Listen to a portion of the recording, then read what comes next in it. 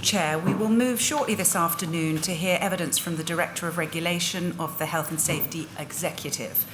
However, before we hear that evidence, Charlotte Godber, another member of the Council to the Inquiry team, will read a summary of the two HSE prosecutions of EPUT, about which we've heard some reference during the relevant period.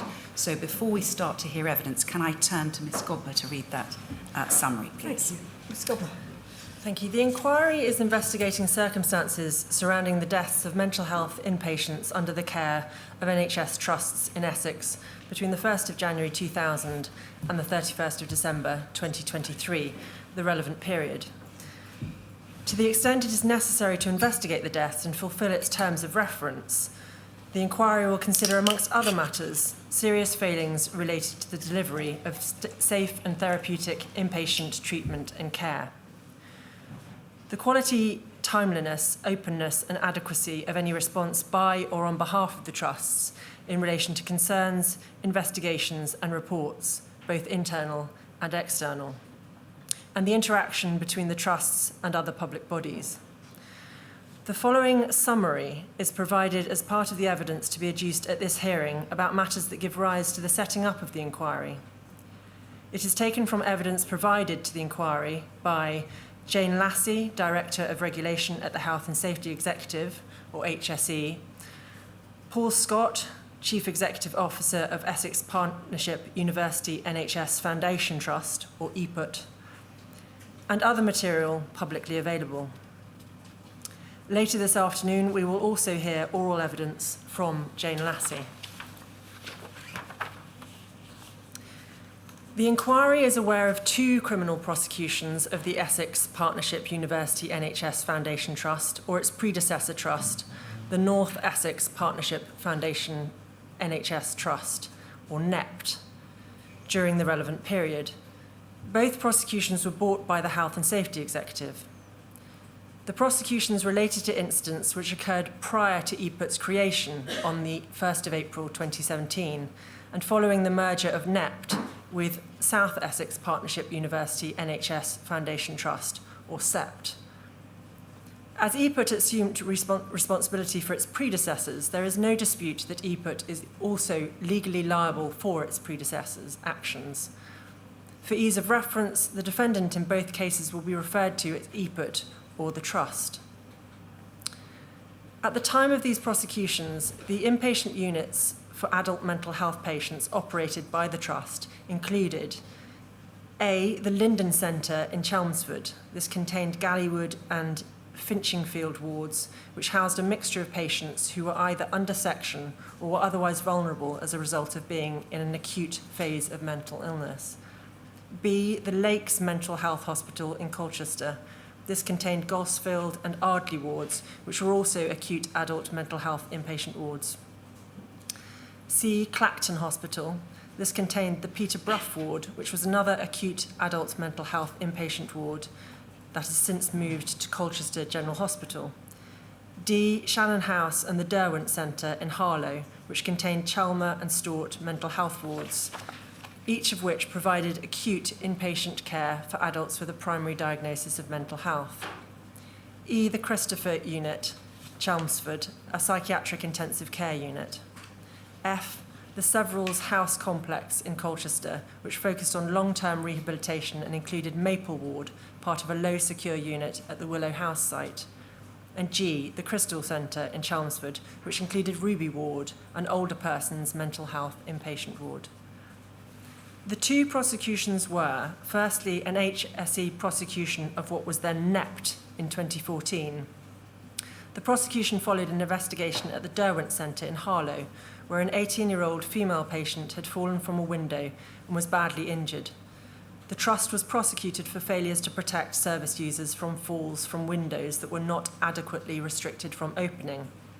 That will be referred to hereafter as the 2014 prosecution. Secondly, in 2020, the HSE prosecuted EPUT for failures in respect of ligature points, which resulted in 11 deaths and 1 near miss between the 1st of October 2004 and the 31st of March 2015, hereafter referred to as the 2020 prosecution. EPIT's Chief Executive, Paul Scott, has confirmed that he is not aware of any other prosecutions that have been brought against EPIT or its predecessors by the HSE or any other criminal prosecutor since 1990 and up to the present day. Paul Scott's witness statement, Rule 914, dated the 20th of March 2025, can be found at page 18 of the core bundle. Turning to the 2014 prosecution. In respect of the 2014 prosecution, it is relevant that prior to the incident, which occurred in 2013, guidance and health alerts had been issued in relation to the issue of window restraints. Window restraints, when working, should prevent windows that are within reach of patients from opening more than 100 millimetres. Health Technical Memorandums, or HTMs, give comprehensive advice and guidance on the design, installation, and operation of specialised building and engineering technology used in the delivery of healthcare. HTM 55 sets out guidance with respect to new building work for health buildings and recommended that new or replacement windows within reach of patients should not open more than 100 millimetres, particularly in areas for the elderly, those with learning disabilities, mental illness, and for children. HTM 55 was replaced with the Health Building Note 0010 in December 2013. On the 31st of October 2007, the Department of Health issued an Estates and Facilities Alert, DH 2007-09, recommending that trusts assess the need for window restrictors in patient locations where none currently exist.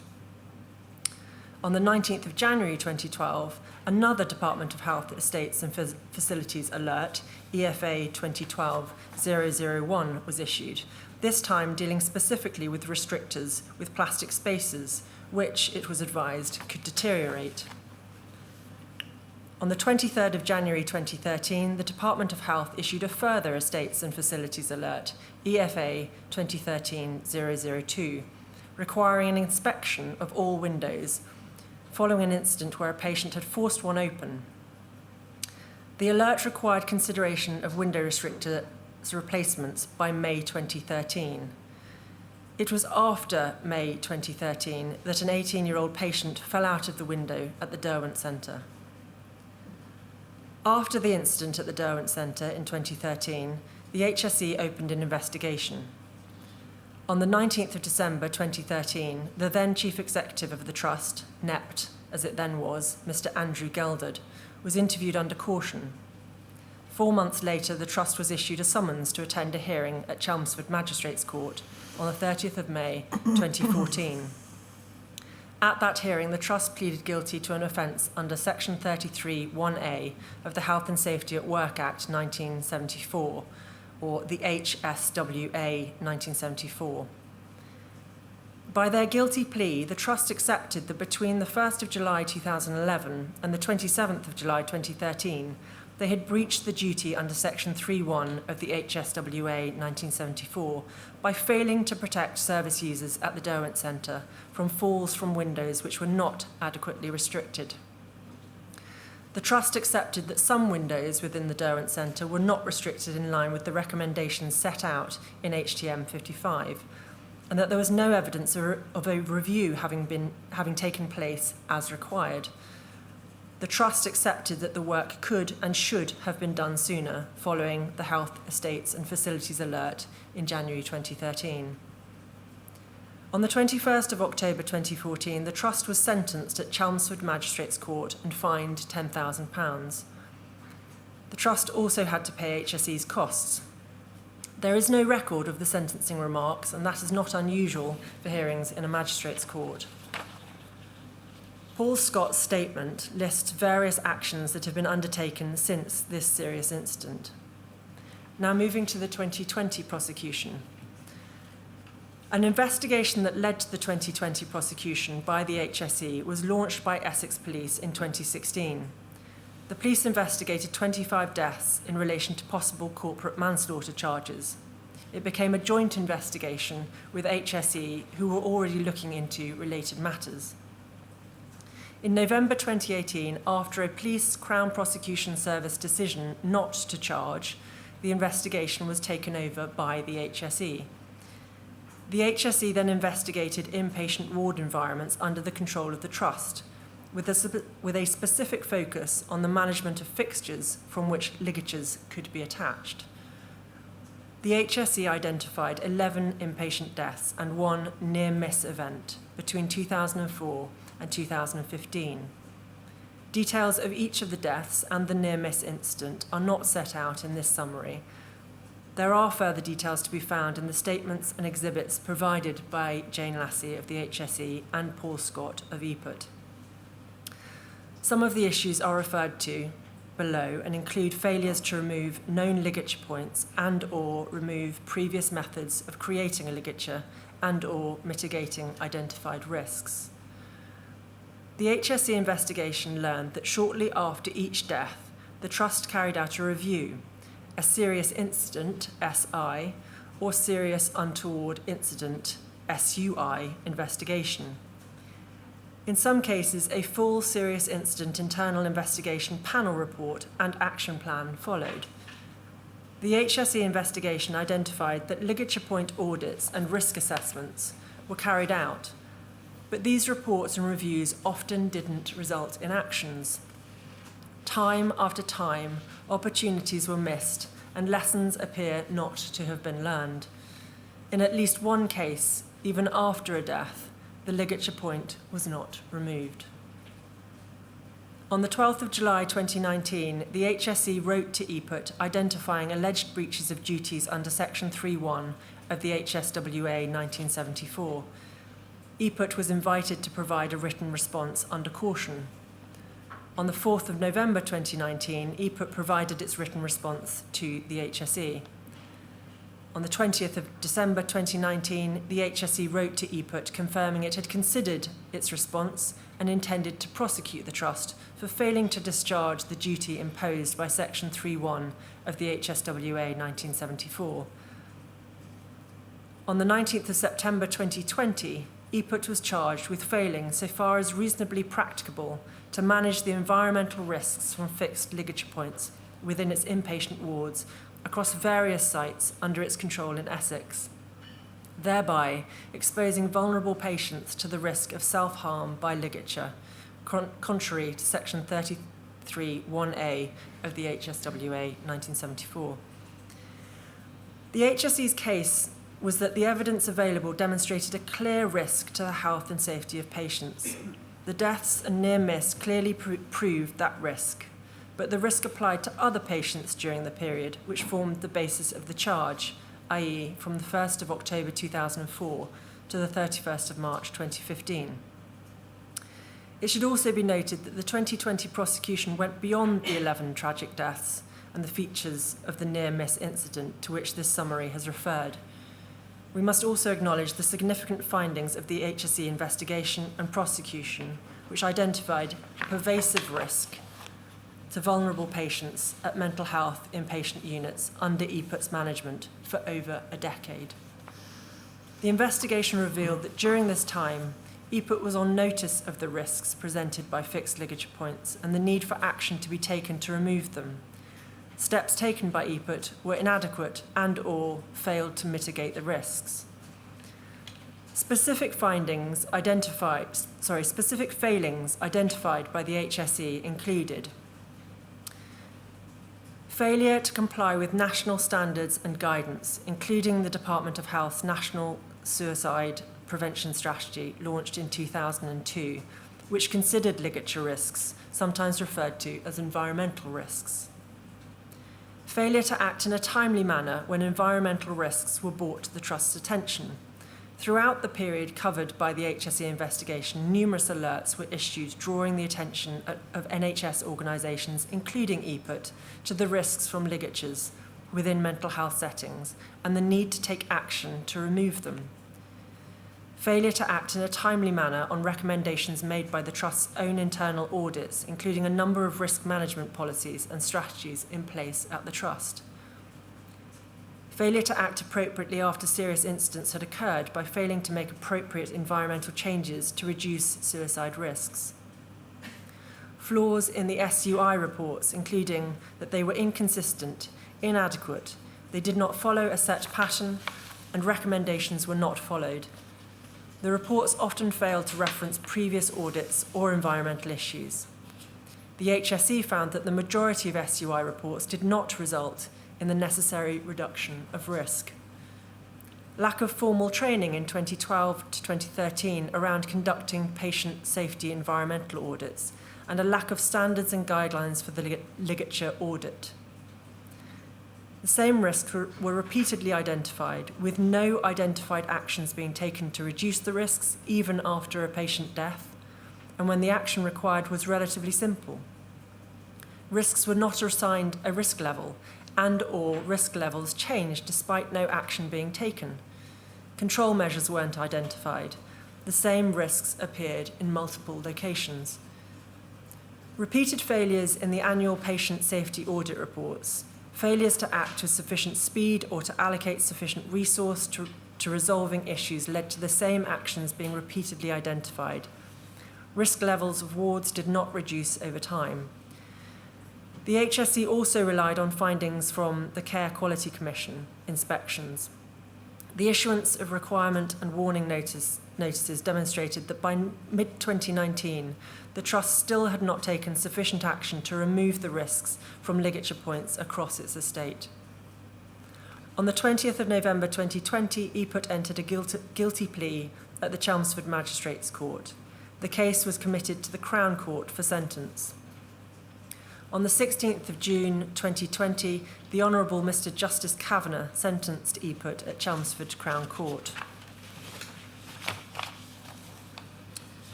On the 16th of June 2021, the Honourable Mr Justice Kavanagh sentenced EPUT. One further death, which occurred in May 2015, postdated the indictment period, but was considered when sentencing. The fact of EPUT having a previous conviction, the 2014 prosecution, was also relevant to sentencing. When passing sentence, the judge had regard to the sentencing guidelines. The only available sentence was a fine. There was a dispute between EPUT and the HSE about where the case fell within the sentencing guidelines. Ultimately, the judge agreed with the prosecution.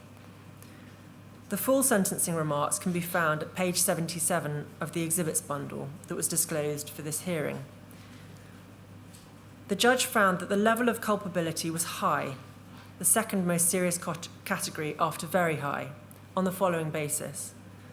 The Trust failed to put in place measures that are recognised standards in the industry.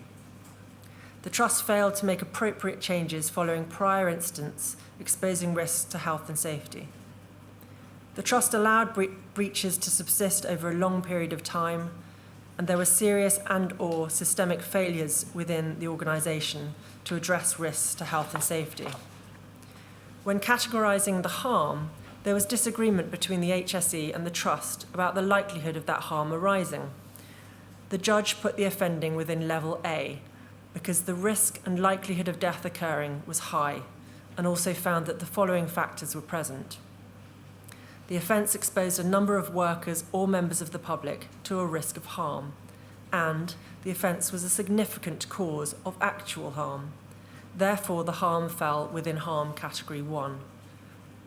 In determining the level of the fine, the judge found that the Trust was a large organisation with a turnover of equivalent of 50 million and over, as opposed to a very large organisation whose turnover very greatly exceeds the threshold for large organisations. Its most recent annual review from various sources, which was the closest equivalent to a turnover, was 325 million. The appropriate starting point and category range for the Trust, therefore, was that which applies to a large organisations in high culpability harm category 1. The starting point was £2,400,000. The category range was from 1.5 million to 6 million. There were a number of mitigating factors, including the Trust's cooperation and the remedial work that had been undertaken. It was noted that there had been significant progress after the indictment period. These actions have been listed at paragraph 44 onwards of Paul Scott's statement to the inquiry, which is at page 35 of the core bundle. The fact that the trust was a public body and a fine would take resources away from others was a very relevant factor, and the trust was entitled to the full 1/3 credit for having entered a guilty plea at an early stage. The trust was fined £1.5 million. It would have been £2,250,000 before the 1/3 discount for a guilty plea.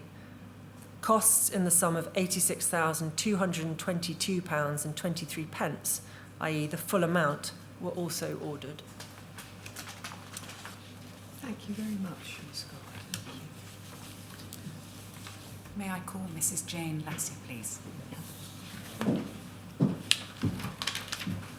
Hello.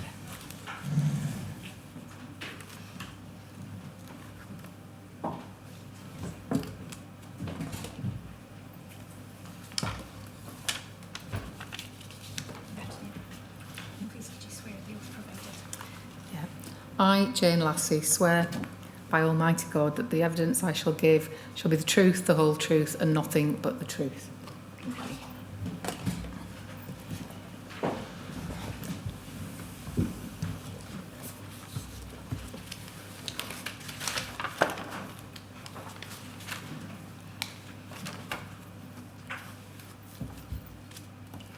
Good afternoon, Mrs. Lassie. Can you see me and hear me okay? I can, yeah. I'm grateful. Please can you state your full name for the record?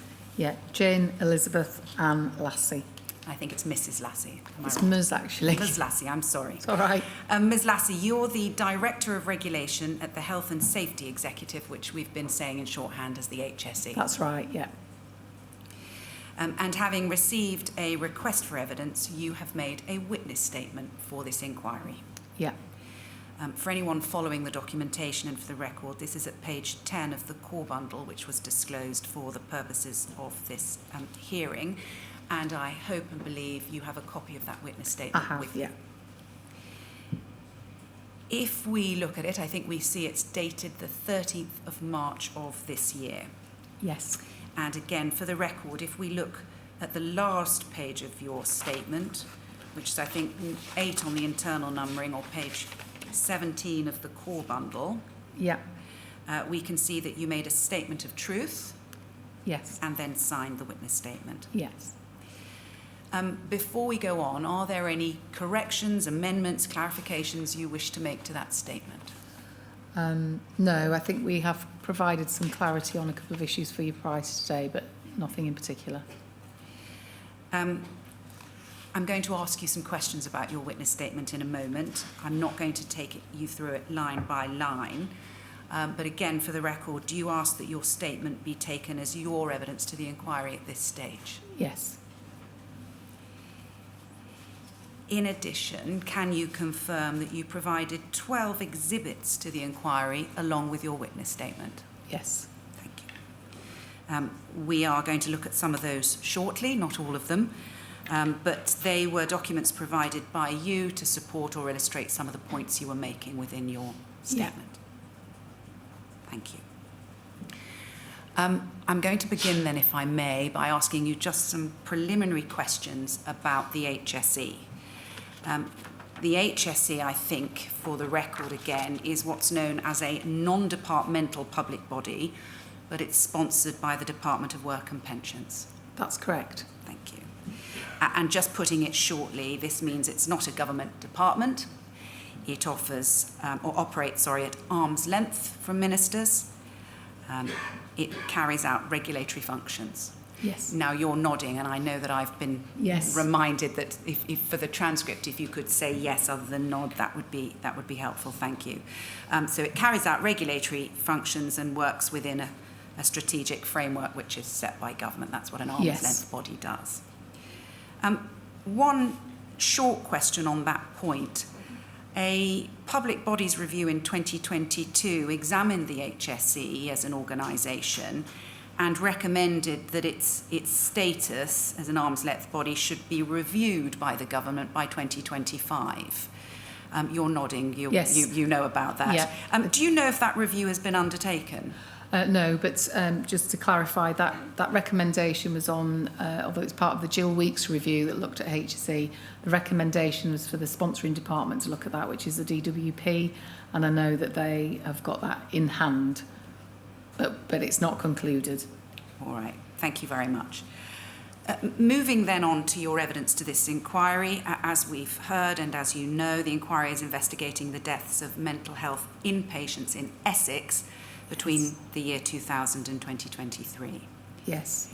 And you are aware, as part of the terms of reference, that the inquiry is considering the interaction, in particular, between the trusts and other public bodies like yourselves, the HSE, the professional regulators, and the Care Quality Commission, to name a few. Yes. And you're aware that the inquiry is examining how the trusts or others that were providing mental health inpatient care were being regulated and by whom they were being regulated in the relevant period. Yes. And the inquiry will be looking at how they are regulated now. Yes. And again, to put shortly, the inquiry is looking in particular at who's responsible for investigating when matters go wrong. Yeah. And we have just heard evidence about a case of those who tragically died in a healthcare setting. Yeah. So dealing, if I may, then with the role of the Health and Safety Executive, I think as you state clearly in your statement, it is the UK's national regulator for workplace health and safety. Yes. And I think the key feature there is the word workplace. Yes. Again, just to lay the groundwork, it was established some time ago, now back in the 1970s, by the Health and Safety at Work Act. And its purpose is to prevent workplace-related death and injury and ill health through enforcing workplace health and safety. Yeah. And again, I'm just taking you through some of the matters in your statement briefly.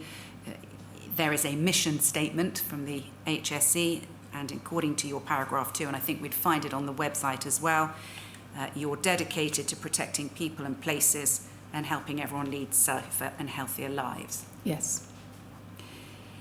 In terms of workplaces, as we've established, this inquiry is concerned, amongst other matters, with mental health inpatient facilities and mental health in patients. And it's right to say, and it may seem an obvious statement, that whilst the HSE is responsible for regulating the workplace, its responsibility isn't just limited to workers, to employers. No, Employees, sorry. No, that's correct. So the Health and Safety at Work Act means that there's a duty on employers towards their employees, but also to those that could be impacted by the work activities. So that effectively means... could be impacted by the work activities. So that means that not just employees, but it could be contractors in workplaces, it could be visitors, or indeed, in the case of trust, obviously, there's the patients that are in healthcare settings. And again, to be clear, that's Section 3, I think, of the Health and Safety at Work Act, which imposes that duty. That's the duty, yeah. Section 2 is for employees, Section 3 is on other persons. That's it, that's the Yeah. the non-workers, so Yeah. persons not in employment. So as you say, that means that the HSE is concerned in certain circumstances which come under your remit, which we'll come back to ensure that patients, visitors and other service users are not put at risk in mental health facilities, say. Yeah. Before we come on to the question of who should investigate when things go wrong, as you have already confirmed, your main aim as a regular is to prevent workplace death, injury or ill health. That's correct. That's the ideal. Yeah. And in terms of regulation generally, and the inquiry already heard some evidence about the professional regulators this morning and about the CQC, in terms of regulation and preventing serious incidents, you do so in the same ways, providing advice and information to employers and workplaces. Yes. by raising awareness of issues and Yeah. Carrying out targeted inspections and investigations of workplaces to ensure compliance or That's to correct. check on compliance, taking enforcement action if need be to prevent harm taking place, and of course, in the event of harm and serious incidents, holding those who have been non-compliant or broken the law to account. Yeah. And so, whilst the investigation of serious incidents is an important part of your work, your regulation means, firstly, doing all of those things, putting systems in place, inspecting, acting on concerns, and so on, to try and prevent serious incidents and accidents taking place. Yes, that's correct. We like to think that as an enabling regulator, you do everything from that information given, standard setting, right through to that, asking people to make improvements, stepping in to stop activities if there's a risk, but also holding people to account. So it's that whole chain that we're involved in. Before we move on, can I ask what your role as the Director of Regulation involves? Yeah, sure. So as Director of Regulation, my primary role is I've got oversight of 6 of the operating divisions within HSE. So within HSE we have got, I'll just very briefly say what those are. We've got major hazards divisions, so that's onshore major hazards, that's industries like oil refineries, chemicals, explosives, etc. We've got an offshore division which looks at things like oil rigs, wind farms that are at sea. So that's our major hazards division. I've got oversight of those, as well as we've got a division that looks after things like biocides and pesticides that are put onto the land and crops, etc. Make sure that those are appropriate, and we permission those. And then we have what I would say is in our conventional health and safety space. We have got an inspection division and an investigation division and a specialist division that offers support to those. So I've got operational oversight of the delivery of regulation and their objectives across those divisions, as well as there's also a Director of Regulations division which I am also responsible for, which is really looking at that operational policy to making sure that as Director of Regulation that I have got oversight of the competence and capability of our staff, making sure that the training that we deliver is appropriate and fit for purpose, making sure that we're looking at emerging risks and that we've got those covered, but predominantly working with our other parts of our organisation, which is our policy division, science division, etc. So and our legal services division. So it's sort of having oversight of that.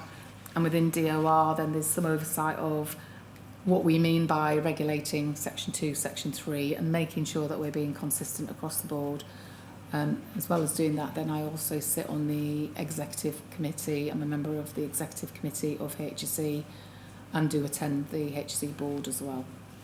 Thank you. I return then to the regulatory landscape, both during the relevant period and to a certain extent now, because of course the inquiry will be looking forward to today.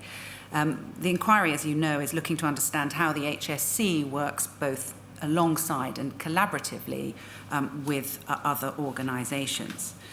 At paragraph 4 of your statement, you set out immediately, and I think it's fairly well known, that the HSE is not the primary regulator for health and social care in the UK.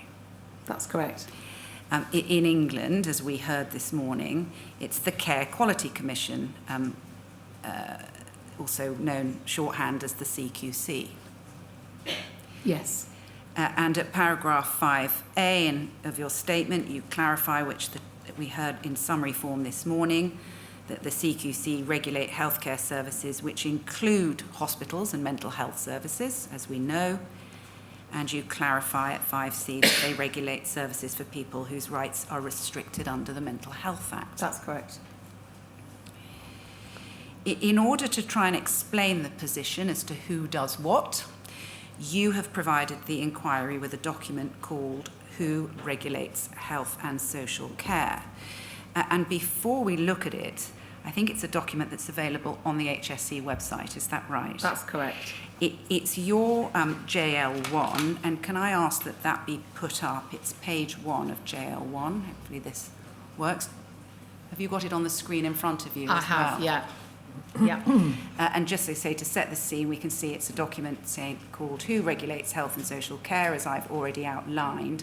It's available on your website. And if we look down to the bottom, and I think it's been helpfully highlighted in yellow, that there is a section that describes our role, the HSE role, in patient and service user incident investigation. Yeah. So this is the latter part. This is when things go wrong. Yeah. Before we look at it in detail, this is on the website currently. Is this the current version, therefore? Yeah, this is the current version. Were there previous versions? Yeah, and I'll have to get further information for you about when there were I think this has been around for quite some time. And also, just to clarify, I think the precursor to this was actually a Healthcare Commission document that was a Concord Act between bodies who regulate healthcare. So I think as previously said, this is HSE's description of who regulates healthcare, but in the past there'd been this document that existed, and there were various signatories to that, including HSE, Care Quality Commission, National Audit Office, NHS, etc. So that was in around 2004 onwards. What I haven't got with me today is actually the detail of how we've gone from that document to what we've got today. So I just wanted to clarify that. But that is no doubt something you could provide the inquiry with information about in due course. All right. Thank you. But looking then at this document and looking at that part, which describes, is headed Our Role in Patient and Service User Incident Investigation, do we see, and I'm looking at the third line down, halfway in, it says where those regulators have patient or service user safety within their remit, this is the other regulators, and have powers to secure justice, we, that's the HSE, will not in general investigate or take action. However, we may investigate in accordance with our selection criteria as set out below, where other regulators do not have such powers. So yes. In short, that declares, and we'll come on to the timing in a moment, that where other regulators have the powers to investigate, you won't. Yes, that's correct. Is that putting it too simply? No, that's absolutely it. If we go then over to page 2, please, and a little way down, I think we're looking at the third paragraph. Yeah. It describes how you set out on your website where you will investigate now, and that you will only investigate where an accident or incident is reportable under the Reporting of Injuries, Diseases and Dangerous Occurrences Regulations, RIDDOR, and falls within your incident criteria, and we'll come back to that in a moment, or you will investigate where the accident and or incident is not RIDDOR reportable, but has clearly been caused by well-established standards not being achieved, and the failure to meet them arises principally from a systemic failure in management systems, and we will only investigate such incidents where a death has occurred or where the harm was so serious that the death might have resulted and where admissible evidence is likely to be available. Yes, that is correct. Moving down, you say a little more, the document says a little more about the established standards, and when that you will consider in deciding whether investigation is appropriate, you'll include widely recognised, followed and expected practices for dealing with a particular issue, NHS Department of Health or other safety alerts or similar warnings that are widely known across the sector, or duty holders, healthcare providers' internal guidance or well-established external guidance from others. And then you go on to talk about what established standards does not include, and that includes standard of care, quality of care, which I'll come back to, but systemic failures in management systems may include absence of wholly inadequate arrangements for assessing risks to health and safety, inadequate control of identified or well-recognised health and safety risks, or inadequate monitoring or maintenance of the procedures or equipment needed to control the risk. But you won't investigate, and then you go on again to reiterate where there's been poor clinical judgment, I say you, I'm talking about the HSE, the incident is associated with standards of care, the incident is associated with quality of care, or it arose from a disease or illness of which the person was admitted. So in short, what this document seeks to do is to set out where you will investigate deaths or serious incidents in healthcare settings and where you won't. Yeah, and I think it's probably fair to say that the reason for that is, and the way it's to make it very transparent and clear about what the circumstances that we would investigate. And I think the areas where we're not investigating is where really I think we feel that there are others that are better placed to investigate those areas. If we move to page 4, please. There is specific reference in the document to the other regulators and to the CQC. I think we can see that. Do you see that? Yes, I can see that, yeah. And it says, as you've said or set out in your statement, the CQC is the independent regulator for the quality and safety of care. This includes the care provided by NHS, local authorities, independent providers, and voluntary organisations in registered settings. CQC register most but not all types of care, and then you go on to set out what they regulate. And in fact, I think that is text that you have replicated in your statement, which I've already identified. Again, if we look a little bit further down on that page, our page 4, you explain that there is an agreement between the HSE and the CQC.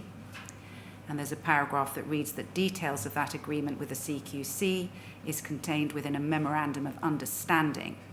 And in general, this document states the CQC, rather than the HSE, will deal with the majority of patient and service user serious health and safety instances. That's correct. Incidents. Yeah.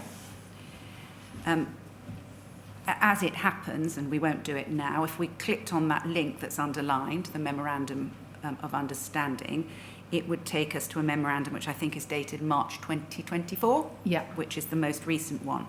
Yeah. But it's right, isn't it, significantly, that the first Memorandum of Understanding took effect in April 2015.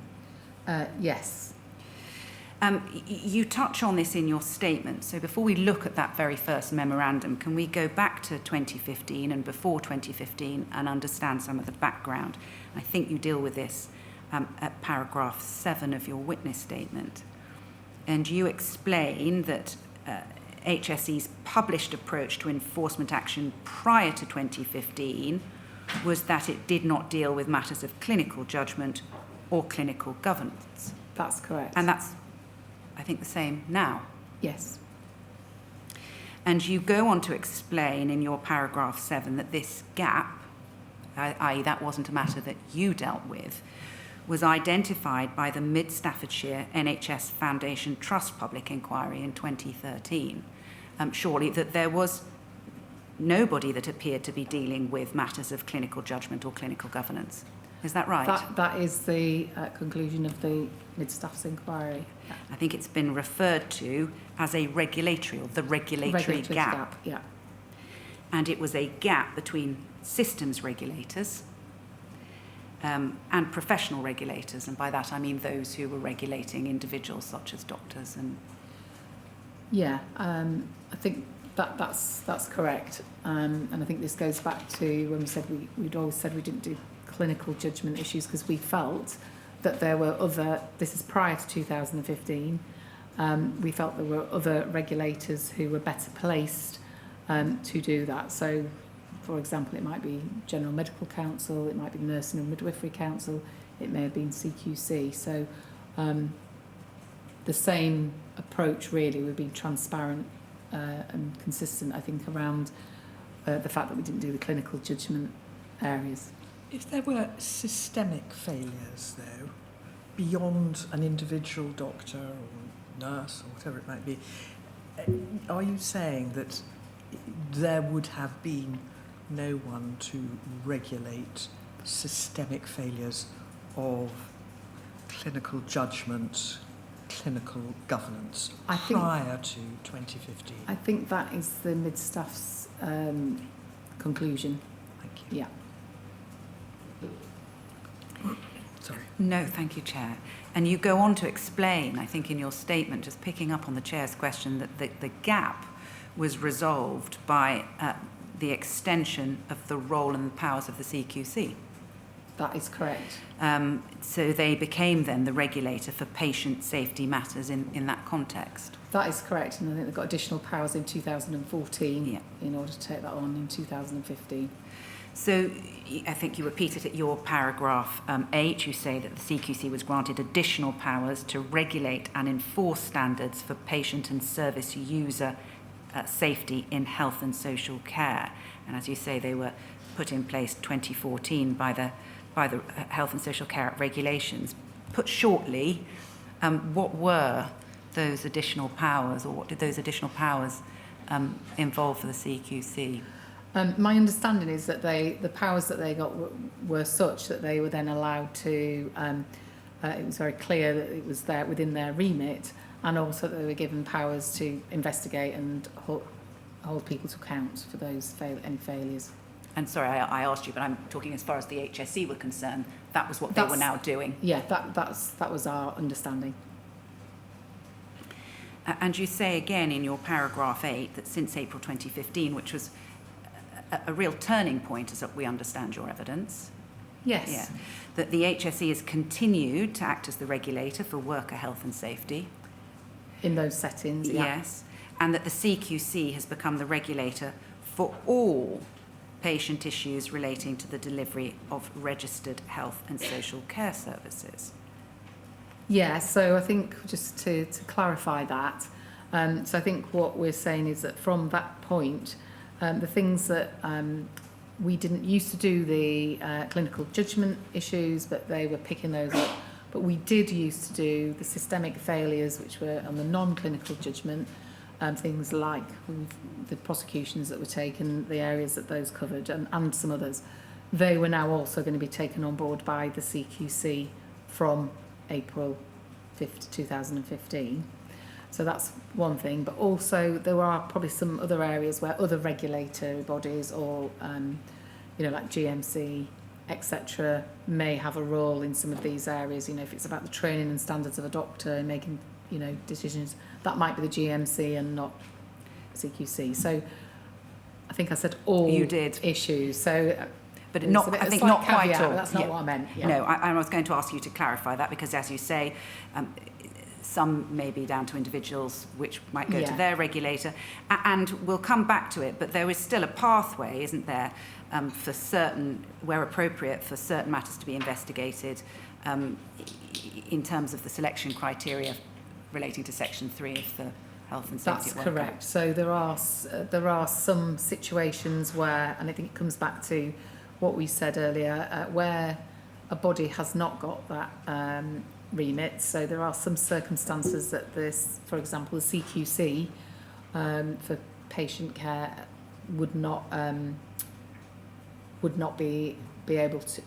Especially with an example, we may come to that, but there are some areas that HSE might still pick up. So if it was a non-registered provider, the CQC can only act in registered providers. So if there's a non-registered provider and there is a failure, then that may come back to ourselves or local authorities who we'll work alongside, but we may come back onto that.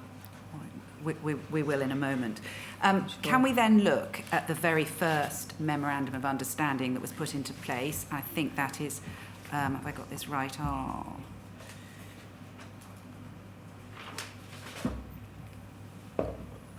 Yeah. So, yeah. Yeah. It's our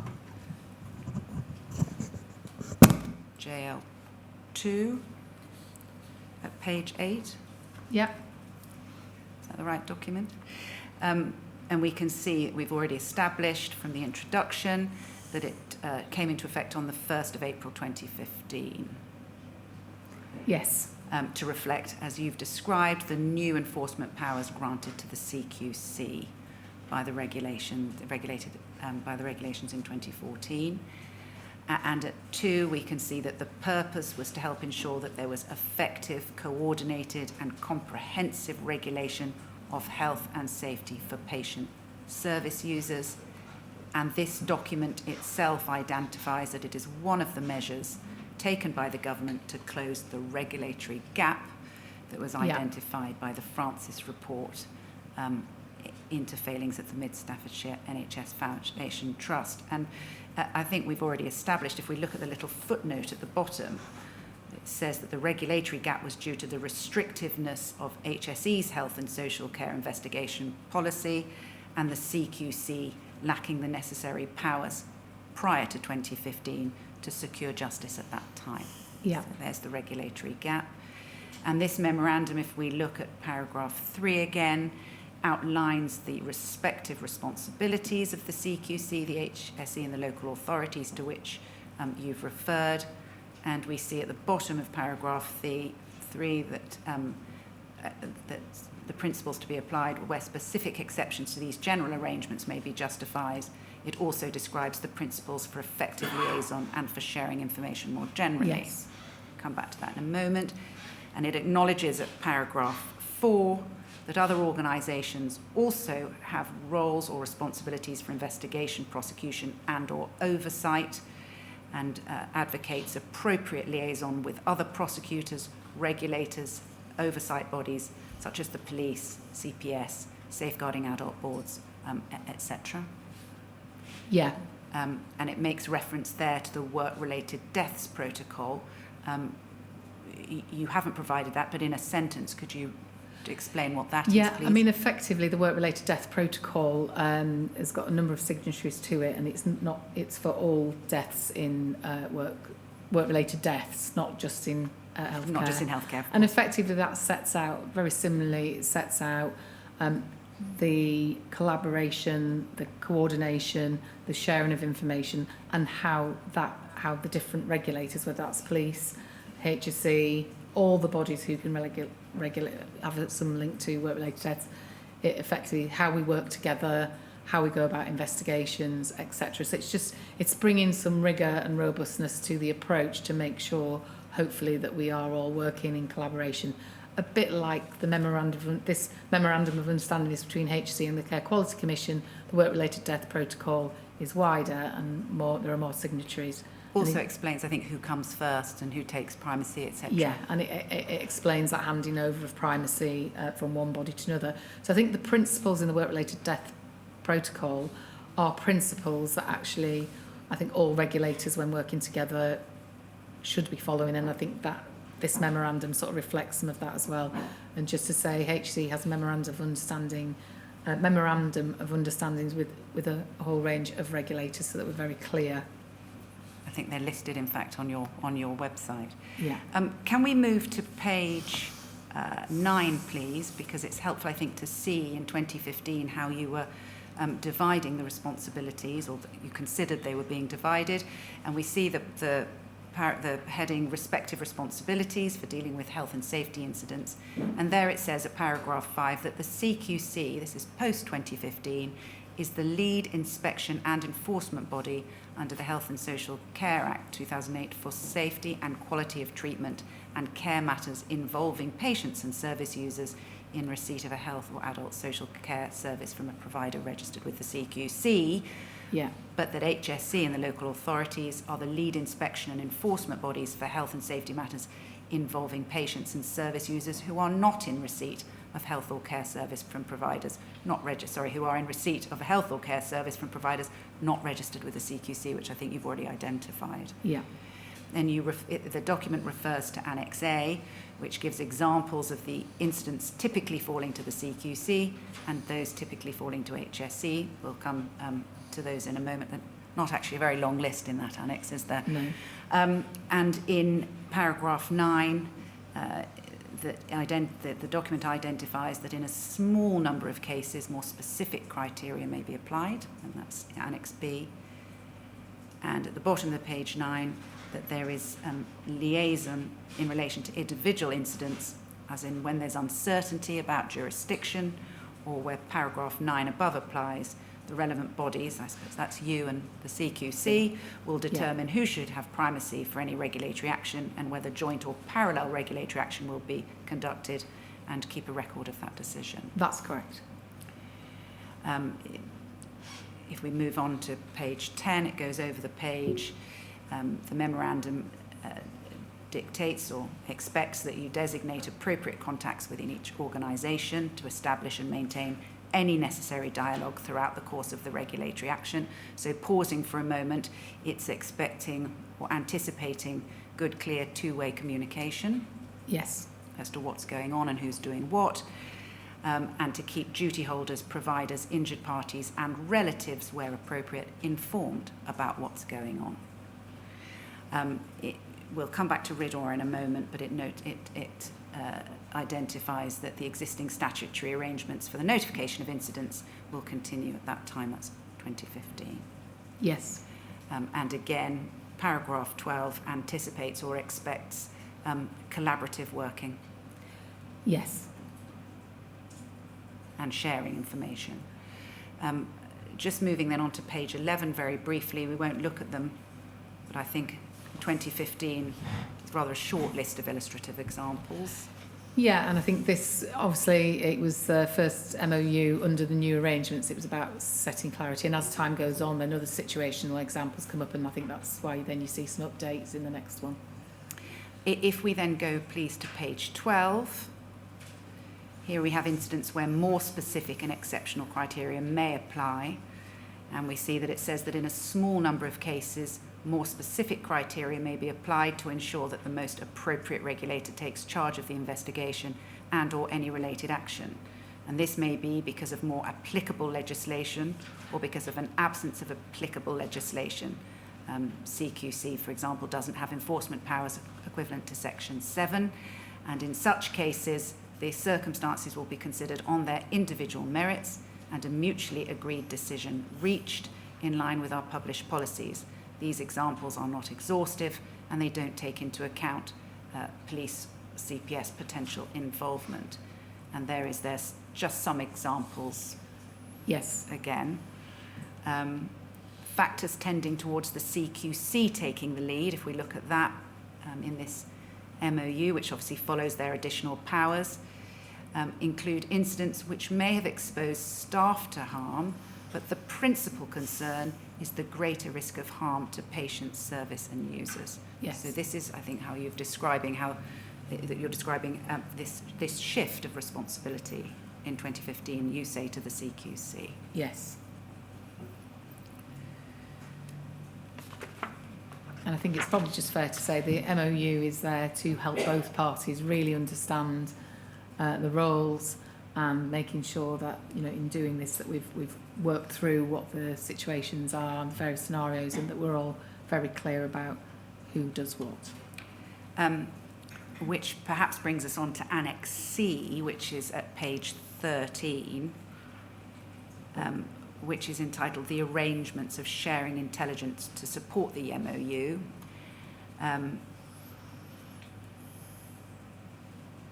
And it says, second paragraph down, the annex sets out the mechanism for sharing information with the other parties where it is clearly in the interest of the workers or patients and service users.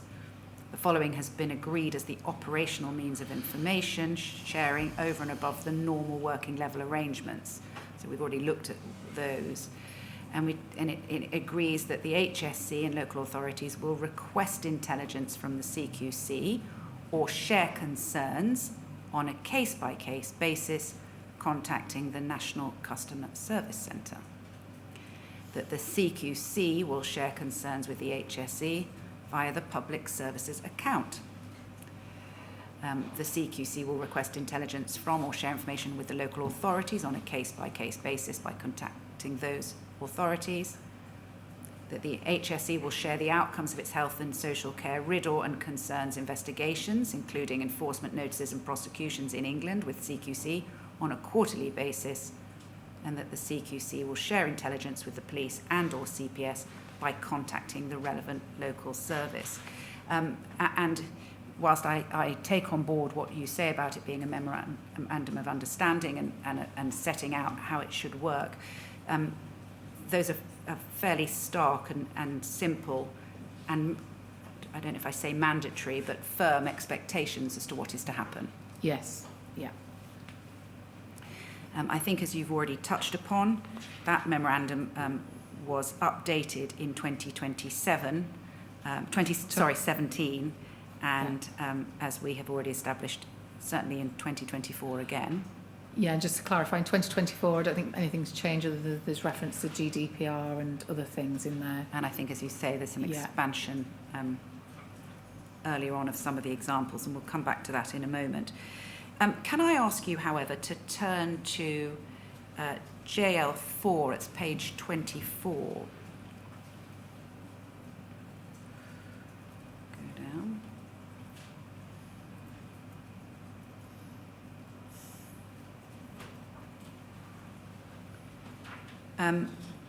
This is a slightly separate document. It's the Priorities for Enforcement of Section 3 of the Health and Safety at Work Act 1974, which started life in July 2003, but was then again revised. And this is revised in April 2015. Do we understand correctly, to take into account of this, Yes. of this change in position, the Yeah. changing of responsibilities, and the new powers to the CQC.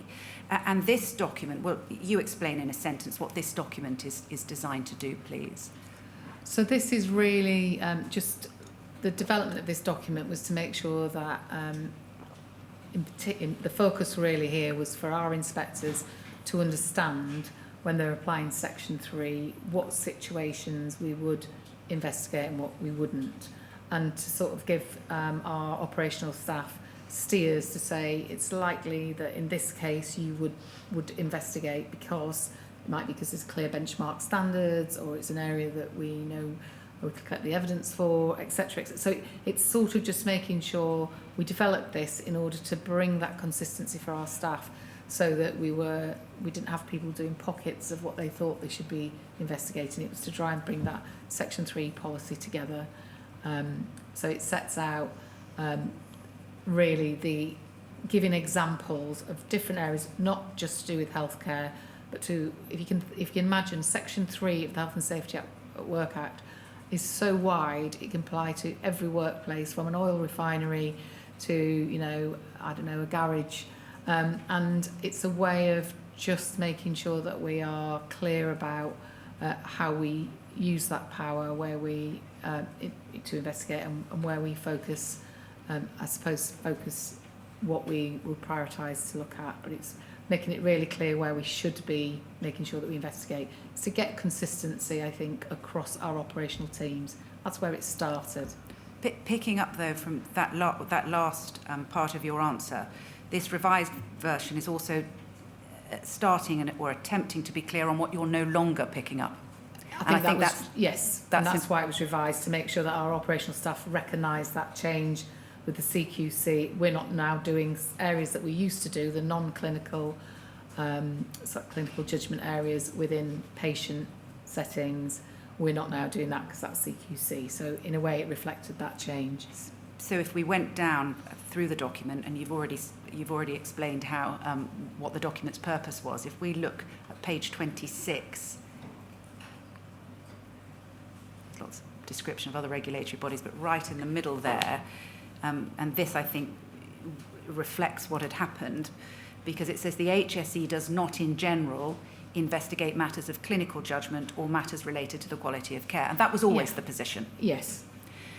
But it goes on to make clear that from the 1st of April 2015, very few new incidents causing harm to hospital patients or social care service users in England will fall to HSE to investigate, as the Care Quality Commission, the CQC, will be a more appropriate regulator.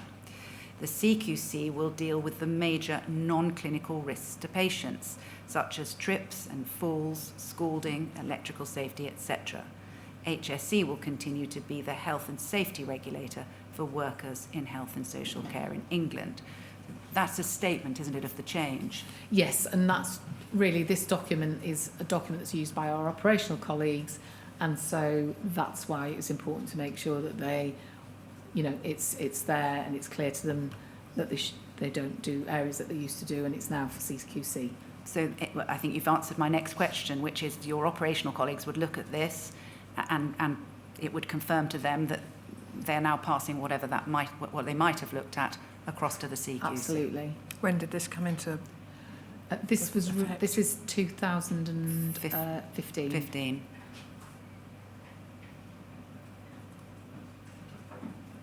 So this was a 2003 document, I think we saw, that was revised in 2015. Yeah. And this statement that we're looking at there was from the 1st of April. Yeah. Just to clarify, and we'll come back to RIDDOR in a moment, if we look, it say all incidents continue to be reportable to the HSE under RIDDOR. And we'll come on to RIDDOR reportable incidents in a moment. So a lot of reports would still come to you. Is that right? You'd still be given a lot of information. Yeah, RIDDOR didn't change, so yeah, the requirements report would still come to us. And then you would look at the RIDDOR reports, which we'll look at in a moment, in accordance with your selection criteria of what you would and wouldn't investigate. Have I got that right? Yes. And in the case of incidents in England, if appropriate, you would then forward those reports to the CQC. Yeah, clearly when this change occurred, we had to discuss the routing for RIDDOR reports is through HSE, and it was just making sure we had a clear procedure to send those on to CQC. We do the same with the Office of Nuclear Regulation, who used to be with HSE and are now a separate body, but the RIDDOR reports come to us, so we are used to doing that. But this was just setting that out, so it's making sure that's very clear. But that is what we do. We send those RIDDOR reports directly onto them, or indeed not just RIDDOR reports. Any concerns that were raised with HSE, whether it's through RIDDOR or through just somebody contacting us, if it now was in an area that's enforced by CQC, we send that information. So that's part of that information sharing, but it's obviously really clear that we need to do that. As I say, we'll come back to RIDDOR and non-RIDDOR in a moment. Sure. In paragraph 9 of your statement, I think we've finished with that document now, but in paragraph 9 you reiterate the HSE doesn't investigate or prosecute matters of clinical judgment or the training systems of work to deliver those to doctors or matters relating to the level, provision or quality of care. And as I say, you make reference again that it's the CQC that is the appropriate regulator. You also repeat in your paragraph 9 that which we just looked at, which is that the CQC would then be dealing with, after 2015, the major non-clinical risks. Yes, which prior to that we had done, but yeah. Can I ask you this? We've looked now at a number of documents which really underline how there was a shift. There was a shift of responsibility from the 1st of April 2015. So in light of what is set out in that document that we've just looked at, the priorities for enforcement, and the observations that you make in your statement that it was the CQC rather than the HSE that would be dealing with the majority of patient and service user serious health and safety incidents, can I ask you this? Were there any transitional arrangements? This was a big move. You were moving cases, you were moving caseloads, you were moving investigations. Was there any transitional arrangements or agreements for you, first of all, to move cases to the CQC and or to help the CQC? Yeah, so firstly, you can see we've gone through some documentary changes. So yes. MOUs, making sure that we're reflecting those changes in our internal documents and in anything, so that we're clear. But what we did do during that period is HSE worked quite closely with CQC in order to share, first of all, our practice. So clearly we had investigated the non-clinical judgment failures for many years in those sort of environments. And so we had quite a lot of experience, both we had policies and procedures, and we wanted to share that with CQC. And in fact, there was quite a lot of training. We did some delivered, and the details I can probably give at a later date, or we can provide. But there was certainly, to my knowledge, being in that area then, we did do joint visits. So CQC inspectors came out with our inspectors. Can I just pause you for a moment? Was that so you could train or inform or show the CQC inspectors training, what you'd been doing? Sharing, training. We also, my memory correct, we also embedded a couple of people with them. So there's something about sharing relevant regulatory practice to show that what we had done and making sure that obviously if we can share what we've done and they can use that to inform their training, etc., then that's what we did. So there's quite a lot of activity in preparing for that change, because clearly we didn't want it to sort of fall off a cliff edge.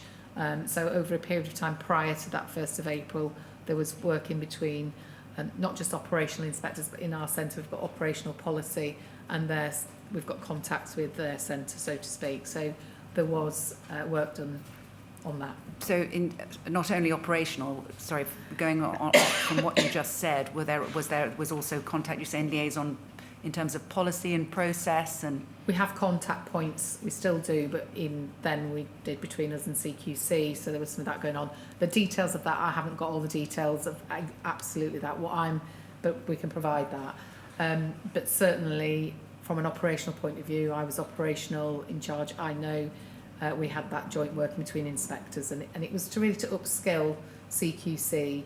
You know, we served improvement notices, prohibition notices, had done prosecutions in non-clinical areas over a number of years across this area. So we were wanting to share that information because obviously it's helpful for them.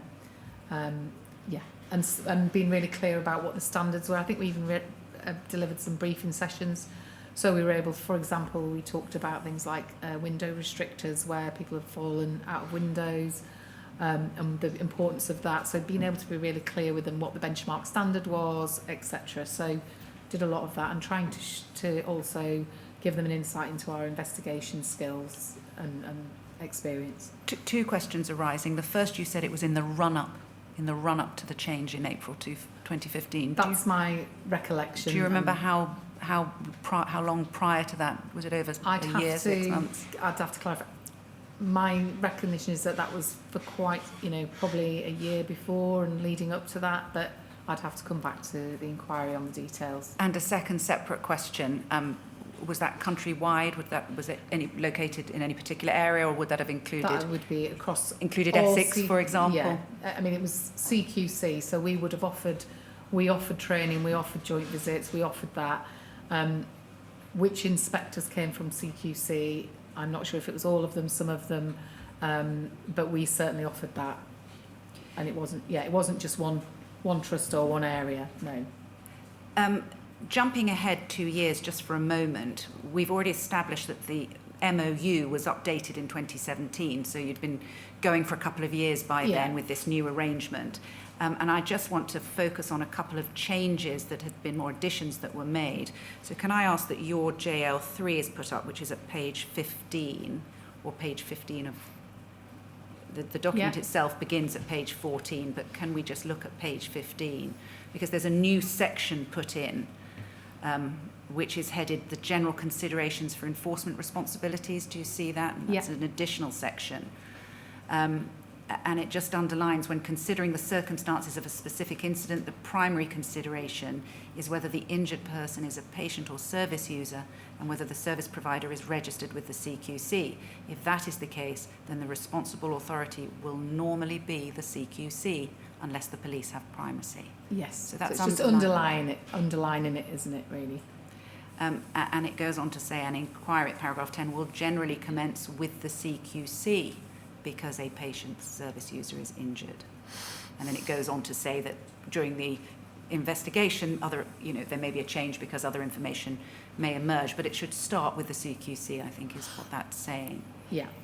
Unless it's clear that it was non-registered, and then I think it was saying is they would start, and they would be at that point they would be getting all what we thought was in their remit. So if it wasn't for them, we'd expect them to come back to us. It goes on to expand at paragraph 11. That's because the Health and Social Care Act 2008 Regulated Activities Regulations 2014 are broad in their concept of the duty to provide care and treatment in a safe way. And this duty includes ensuring that the premises used by the service provider are safe to use for their intended purpose, and ensuring that the premises and equipment are suitable, properly used and properly maintained. The definition of premises is very broad and includes any building or other structure or machinery physically affixed to the building, any surrounding grounds or a vehicle.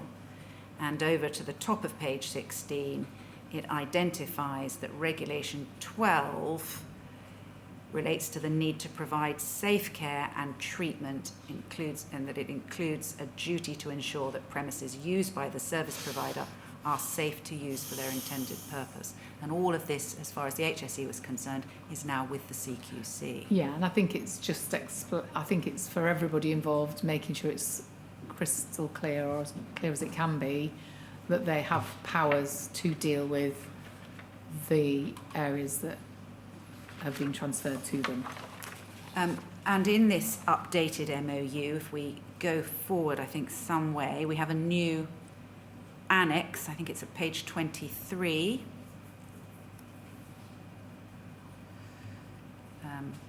So this was a new introduction, which is operational working arrangements. Do you see that?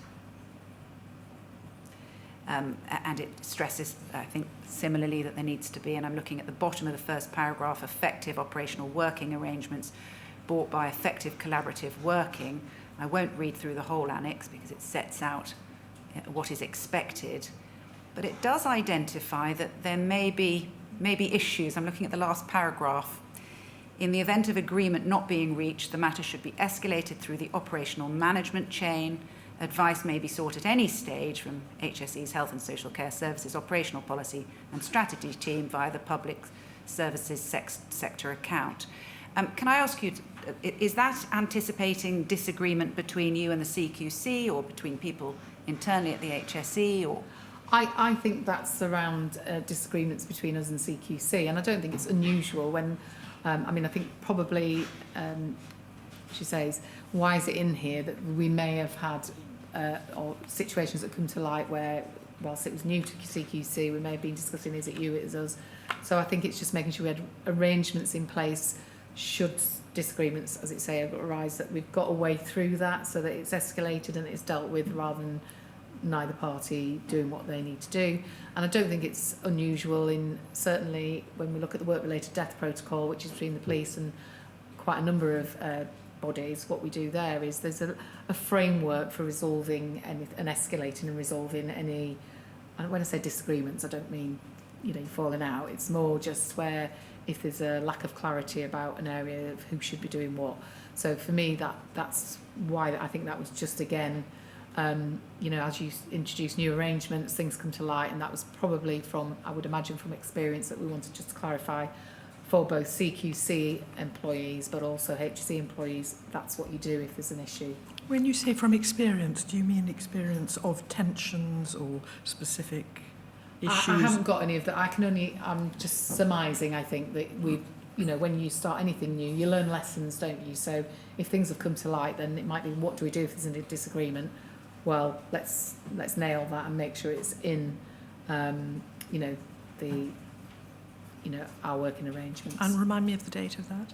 This is 2017. December 2017. So we've been going for about 2 years with CQC. So it was I think probably we just were reviewing how things were going, and you update obviously the MOU.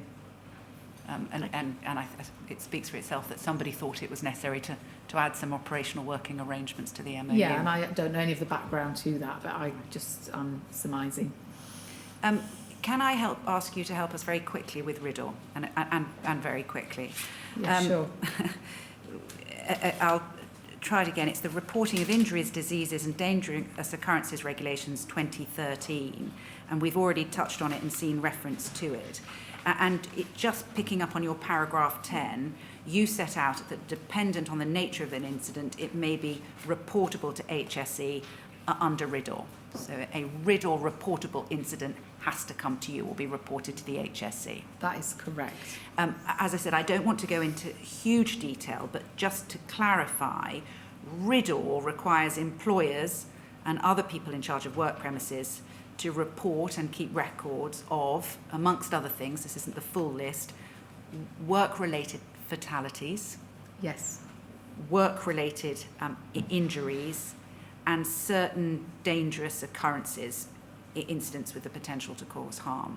I mean, there are others, for example, diagnosed cases of reportable occupational diseases, but those three fall under, that I mentioned, fall under RIDDLE. That is correct.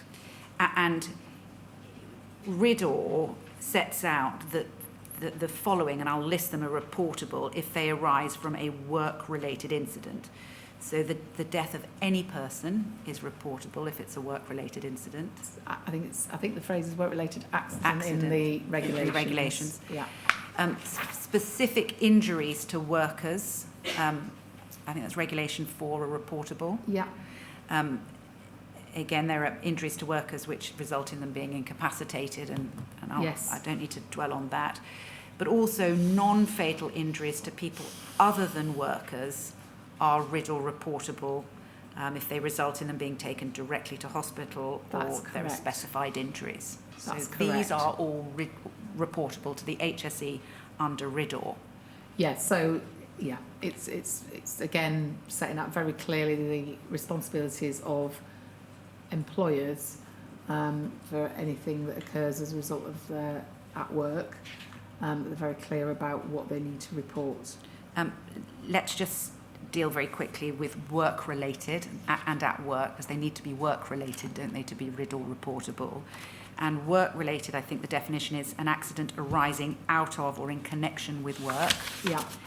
And an accident, I think, is considered work-related if the following, and again, the list includes played a role, how the work was carried out, including how the work was organised, supervised or performed by an employer or any of their employees or by a self-employed person.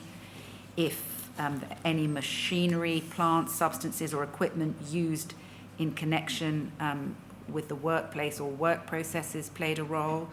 If the condition of the workplace where the accident happened was a feature, or whether if the state of the structure or the fabric or building or outside area forming part of the workplace played a role in an accident, or if the state and design of the floors or paving or stairs or lighting, etc. at work played a role. There's quite a long list of things that would make an accident work-related. That's correct.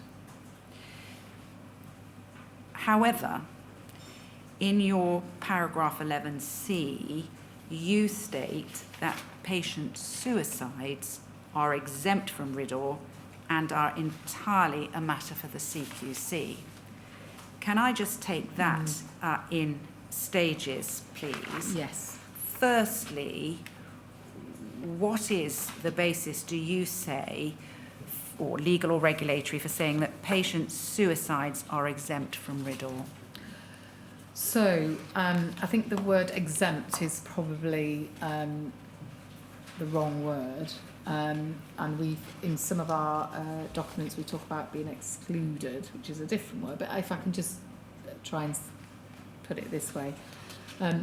RIDDLE applies if a person dies or is injured because of a work-related accident. Work-related is defined in RIDDLE, as you've already explained, and that's very clear. What's an accident? There's a limited definition.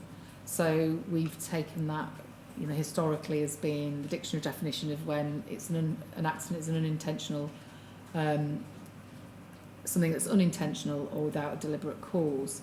So when we look at suicides, inpatient suicides, it would be one that is not not unintentional by the person who's taken their life. And it would be difficult, it's sometimes difficult to say that that's work-related. Sometimes, we have, if I think of RIDDLE applies to all workplaces, so if we start with that first, there might be a suicide that's occurred in a workplace, and sometimes it's very difficult to show that it's work-related. I think it's slightly different with patient care, there's different issues there. For us, then it doesn't necessarily follow that there's been a suicide that RIDDLE would apply to it. That it would be RIDDLE reportable. But there's a really important but here. So it might not be reportable under RIDDLE, and there are many, not just suicides, but there are other things that might not be reportable under RIDDLE, but the Health and Safety at Work Act might apply to it. So although a suicide, you might say, well, it doesn't follow the strict definition of what needs to be reported under RIDDLE, under our Section 3 policy, we would be saying if that suicide has occurred and it's been allowed to occur, let's say, because of some serious management failures in the environment that somebody's in, then I think that's where our Section 3 policy allows us to say, actually, although it's not RID or reportable, we are still going to investigate, which is why prior to 2015, in the non-clinical judgments, because that's where we felt we had a place, where we found systemic failures or serious management failures where somebody had committed suicide, we felt that came under, not only came under our Section 3 policy, but it was something that we should investigate, which hence why we've had those prior to 2015 prosecutions. Sorry, I might have lost you there. No, you didn't. You have jumped and covered my next couple of questions. Sorry. So that's very helpful. I'm just going to take it back in just for a couple of minutes. Because as I think you've split up, if an incident is RID or reportable, it may be investigated by the HSE in accordance with your selection criteria. Yeah. But in practical terms, and we've got 3 versions of that, which we can go back to if we need to, but if an accident is not reportable under RIDOR, which you say the HSE consider is the case with suicides, it may still be investigated, and I think because you've got pathways in order to investigate it. And can I just, and I'm mindful of the time, and that we've been going for a little while now, but could we just have a look at, and I'm jumping ahead a bit, to your JL09, which is our page 42, which I think is the document you've been referring to.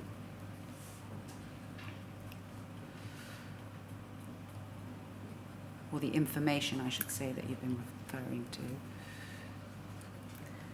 Yes, so this is guidance to our Field Operation Division, as was called. Now it would be our Inspection and Investigation Divisions, but really where we've got a public safety instance where Section 3 applies. So it's a way of really, this is guidance for our staff to ensure they're really taken into account when something is, in particular, if it's not RID or reportable,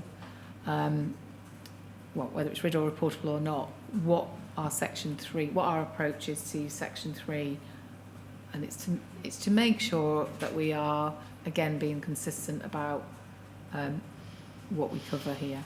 Perhaps we can. It's easier explained if we look at it very briefly. We looking at paragraph 4, which is under overarching criteria of selecting incidents. Going back to what you said initially, if an incident is reportable under RIDOR or reportability is initially unclear, then principal inspectors should follow the published incident selection criteria, which you provided, which we haven't yet had a look at.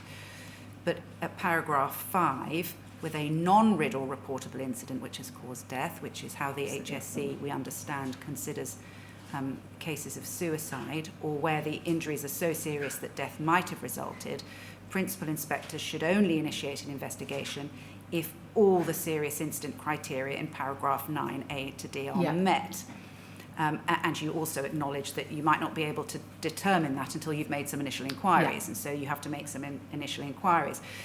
But I think the easiest way to look at it is if we look down and over onto page 43, which is headed for fatalities or serious incidents not reportable under RIDOR, which should be considered for investigation, which is where you say cases of suicide would sit.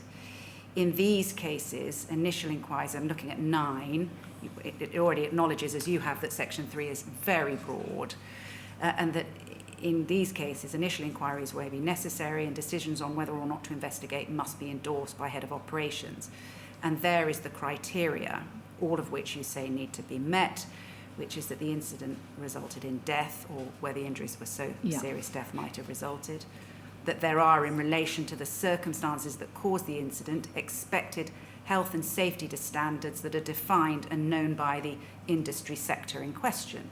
And we've heard about alerts and building notes and so on and so forth. That's the kind of thing we're talking about. Absolutely. And this criteria, when we talked about the prosecution in 2020 around the ligature deaths, when we looked at that, this is the sort of thing that we would have taken into account to decide they are suicides, they're not reportable under RIDOR, but let's look at the circumstances and what is the information. And quite clearly there were deaths, there were safe, clear, as your colleague mentioned, there were clear standards and safety alerts, and the industry knew about it, etc. So that would have gone through. They would have gone through that in coming to that decision. Is there a causal link there? Exactly. And then also, yeah. Sorry, I didn't mean to interrupt Sorry. you. There's a clear and likely causal link. That's another assessment, and then whether or not there's going to be evidence available in order to investigate. And just going down and finishing this section, then it says that you will not usually reinvestigate incidents or take over investigations that have been investigated by another, usually more appropriate body, which is set out. And again reiterates at paragraph 11, which is at the top of page 44, that you do not in general investigate matters of clinical judgment or matters related to the level of provision of care, because other legislation and regulatory bodies deal with with those issues. And down to the bottom of the page,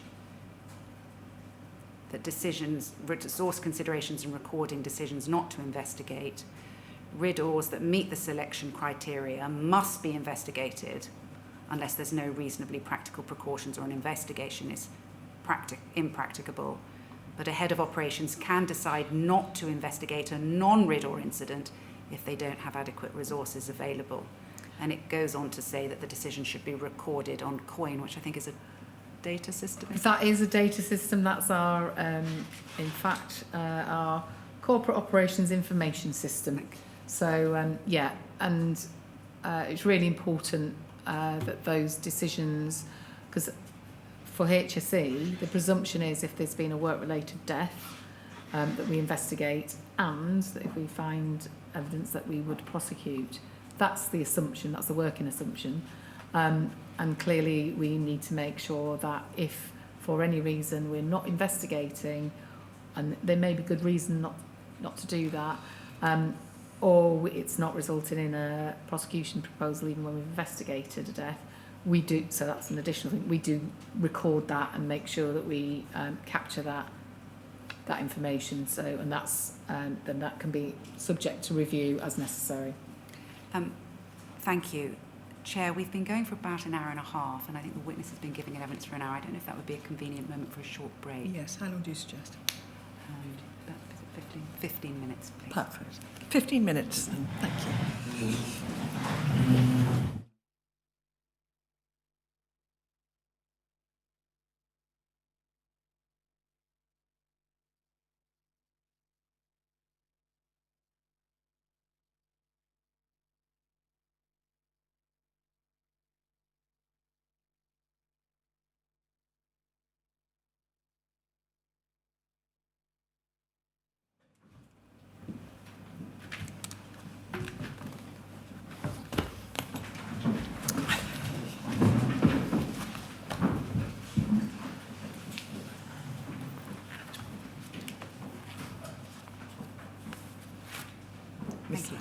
Thank you, Chair. Mrs. Lassie, just moving away now from RIDOR for a moment and back to the question of regulation and the regulatory functions of HSE. You deal with this in some detail at your paragraph 11, and you explain that whilst HSE's regulatory remit is limited to matters affecting worker health and safety, and we've already explored the caveats surrounding that phrase, that the HSE may undertake a range of regulatory interventions across the healthcare sector. In terms of interventions, you reference inspections, pre-arranged or unannounced, normally part of a national campaign. Can you give us an example of when you might make a pre-arranged, and an example of when you might make an unannounced inspection? Yeah, so I think it depends on the issue really, but effectively sometimes when we might be looking at a concern, we may want to turn up unannounced to see sort of, if this is what you mean, sorry, it's sort of a real-time we'll see what we find when we turn up and announce. There are some times, though, when we're wanting to do an intervention. For example, we might be doing a topic like violence and aggression across a healthcare trust, for example. We may want to access documentation, we might want to speak to specific people, we might want to do a slice of, inspect like an audit of a slice down the management chain of the trust. And to do that, you wouldn't just turn up in, well, there are numerous settings where you wouldn't just turn up and expect to be able to just, you'd want people to prepare for that, as in getting hold of the right people, making the arrangements for those. So that's why it just depends what we're looking at really. Sometimes we will make the arrangements so trust can get the documentation that we want to see and get the right people in place. Other times we want to just go and see what might be happening on any particular day without giving any warning for obvious reasons. You make reference to concerns both in your last answer and in your statement. Sorry, yeah. No, and I want to ask you about those. You receive concerns about risk in the workplace, and it could be anyone, as we've understood. It could be work for workers, for patients, for visitors. Just in terms of what happens then, is it assessed internally to start off with? Yeah, we have a process where all concerns are triaged, and we have sort of a risk-based criteria for looking at all concerns that come into HSE. And there is a team that do that with regulatory oversight, and effectively what we're doing is prioritising the concerns, how significant they are, the risks that those concerns are raising, so that we can decide whether or not, and we get concerns over a whole range of things. Sometimes it just needs a phone call to deal with it, to a duty holder to clarify something or to get a piece of information. Sometimes it may be something that we consider is so low risk that we just use it as an intelligence source. But other times the result of the triage, it will go to frontline inspectors who will go out and deal with it. So, if somebody's, we get a concern raised that somebody's working at height or a roof with no edge protection, clearly that's a priority to deal with that, much more than a lower level type of concern that might be raised. You explain some of that in your statement, including that some concerns, as you say, will give rise to investigation. You also refer to how concerns are sometimes followed up remotely by customer services. What does that mean, so please? Customer services, it's really a point of it. It's the people in customer services that deal with concerns are trained to deal with concerns, and they have regulatory oversight of that triaging. So we have very specific criteria, what they need to look at when a concern comes in. So the first thing that is, it's like one point of entry into the organisation. In the past, our concerns people would send letters or ring or one of our 27 officers. Now what we've done is we've got a team. Again, it's for consistency and making sure that we track all those concerns. So they come into the concerns team, they are triaged, it's called our customer services team, but anything can come into HC through that. And that they follow criteria for what to do. So have they got the right information? Sometimes they just have, somebody may have raised a concern and we have to speak to them again to say, well, actually, can you give us more information about this? It's not clear. Sometimes they don't give you the duty holder's name, the right address, they don't give you enough details. So it's really just making sure, many years ago, those would come into somebody would ring in the local office and an inspector would be dealing with it. Now what we've got is people who are making sure that all that preliminary information is gathered from anybody who's raising a concern, and they do a bit of triaging before, and then we can make sure it goes to the appropriate person. I'm going to come back to that in a moment, sure. But as a general topic. But just talking about your regulatory interventions, we've already explored how RIDOR reports will give rise to certain actions and to selection, and you deal also with responses as appropriate to reports on action to prevent future death, which may have come from a coroner. There is one sentence, I think it's in your 11C, where you deal with RIDOR, where you say, whilst work-related patient deaths still need to be reported, and we've been through that a little bit, any reports received by the HSE or local authorities are forwarded to the CQC to investigate as the appropriate regulator. Can you help us with that? Is that you say any reports? Are they all sent there? Are you expecting investigation? Please expand. So I think really what we should say is to consider whether investigation is appropriate. And it will be their policies and procedures. They will have their own decision making about what they investigate or otherwise. What HSC, obviously as soon as CQC got responsibility for all of this, we were making sure that all, whether it's riddles or concerns that come into us or our local authority partners, if it's anything that's within the remit, it's to do with patients, and it's within the remit of CQC, we want to make sure that they get that information ASAP. So we have a process where that is all sent to CQC. Clearly, I'd said there to investigate, but I think it's for them to consider what would they do with that information. They may not investigate everything that goes to them. And what happens if they don't investigate? Does it come back to you? Do you hear about it? No, if it's within, the only time it would come back to us is if something got, if our triage had got it wrong and information came to light to say, actually, for example, if it was something that was not a registered provider, and we told them that it wasn't a registered provider, we would under our protocol, we'd expect that to come back to us because we would investigate. So, but if it's something that's within their remit, we don't ask them what they have decided to do with it. So we wouldn't normally find out what CQC has done with that information. That's for them to decide. It would only come back if they thought, as our protocol says, that it wasn't for them, that we would expect them to send that back to us. So, but that sentence shouldn't be read, because if it were to be read as, whilst work-related patient deaths still need to be reported, any reports are forwarded to the CQC, that's not to suggest that you don't investigate work-related patient deaths, because we've already explored how sometimes you do, depending on the circumstances. In certain situations we would do, and I think it's explained in our situational examples of where we would do that. So post 2015 we're not going to do any patient deaths that's to do with either what used to be just clinical judgment, etc., but also the non-clinical stuff, because we expect CQC to be looking at those incidents. But if it's with the examples we've got is the non-registered providers, so that's not for CQC.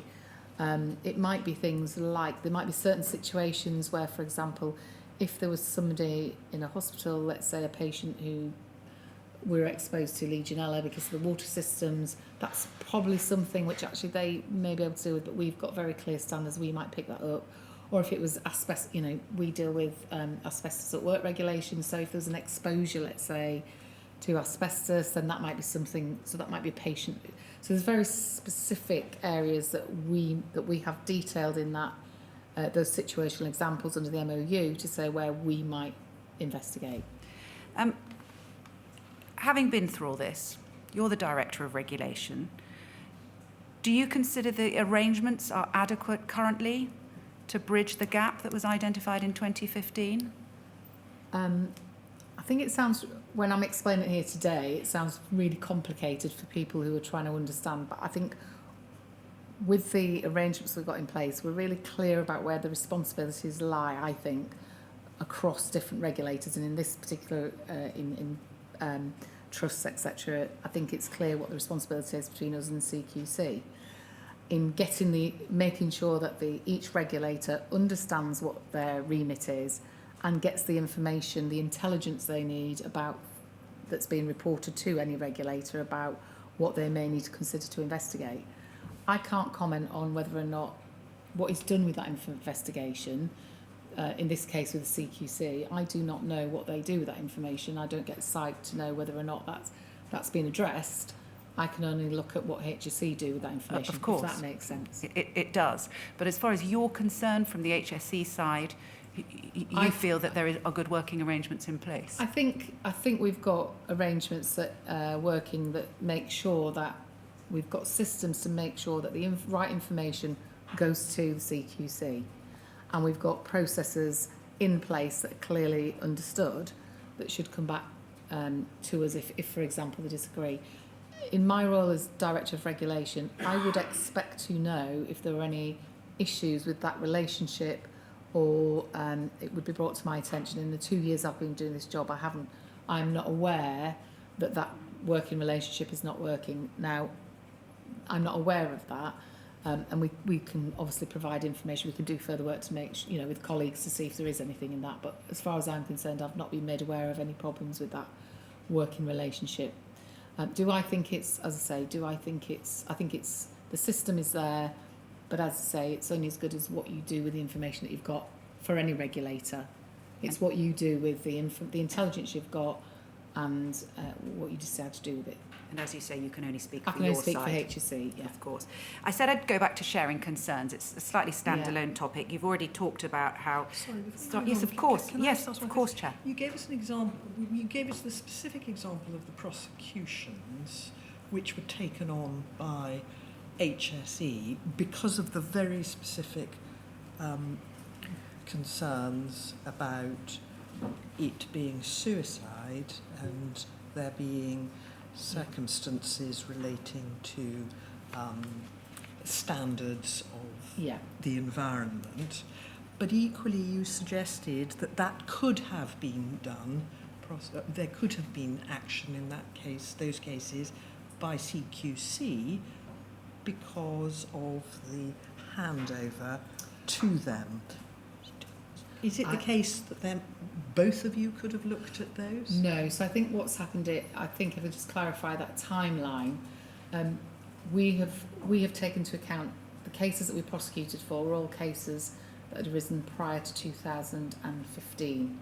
So I think it was because they came to light around that time when we were handing over to CQC. Clearly there was a decision, not clearly, there was a decision taken that we would, because it was in the scope of when we would have looked at those, we chose to investigate because they were historical.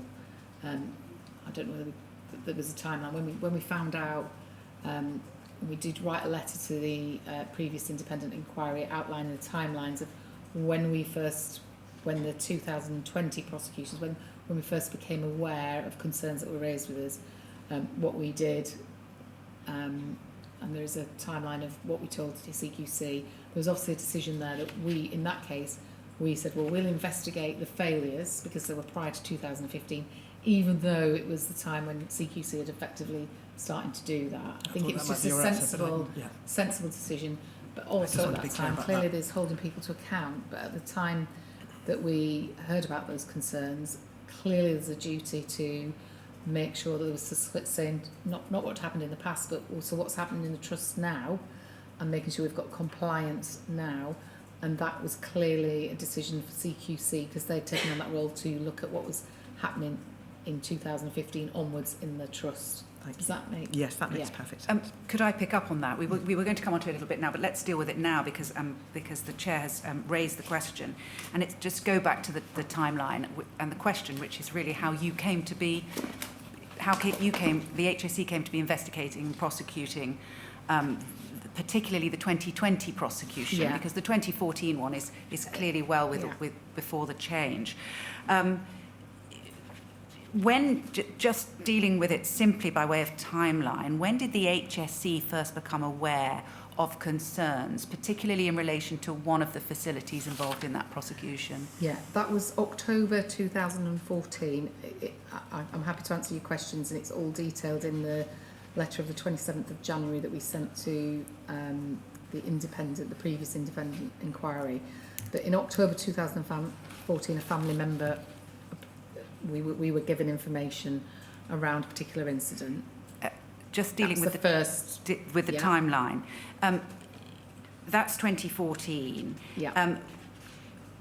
We appreciate the change came in April 2015, but you were already working towards, from the evidence you've already given, this was a transitional period, and you were already working towards the new arrangements.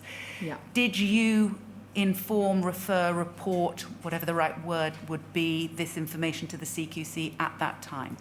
Yeah, so our records indicate that we discussed the concerns with the Care Quality Commission as the body thought best. We thought it was best for them to take the concerns forward as they're about to take on, in a matter of months, they were taking on, obviously, that responsibility.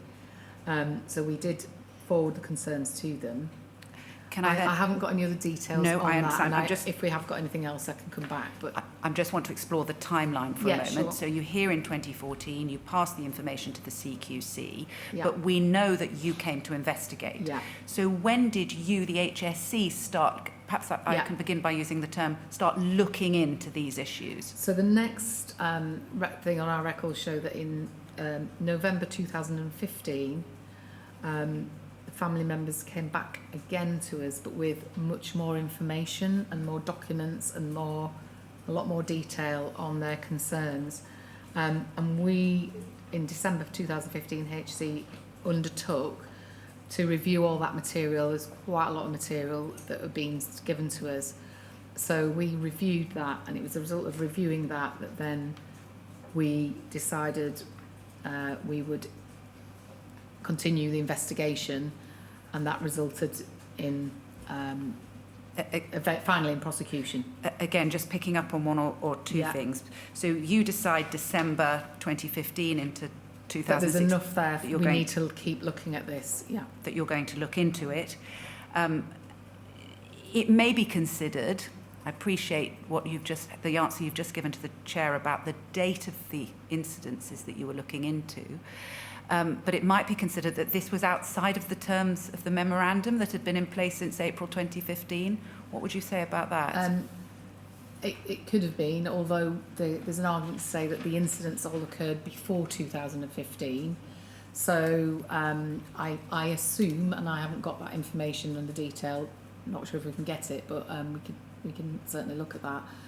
My assumption is that we came to an agreement that or an agreement was come to, for whatever reason, that we would investigate all those pre-2015 deaths. And I think there was a near miss, and I think there was a timeline agreed that we look at, which ended up being extended further back. So we agreed to do that, and the CQC eventually were going to look at. We'll come back to that in a moment. Yeah, sorry. We know then in 2016 that the police start investigating. So you're already looking into it. And would it be right to describe it as a joint investigation? Interesting enough, our records say that it was separate but coordinated. Right. So, and that it ran in parallel. And we also know from our records that we were sharing, because a lot of the evidence that the police were looking at corporate manslaughter, wider issues, wider than HSE. So we do know that there was coordination going on between us and the police. And indeed, there was obviously some involvement and discussions with CQC, because they were aware of some of the information that was coming from the trust as well. And you have heard the summary, you were in here earlier, and you know about it in any event. The prosecution involved reference to some CQC material and CQC reports. Once you had completed, when I say you, the HSC, had completed the investigation and the subsequent prosecution, was there any liaison or handover or sharing of knowledge? So by that I mean, did you, the HSE, share the knowledge that you'd learnt with the CQC so they could take forward ensuring the remedial action and compliance?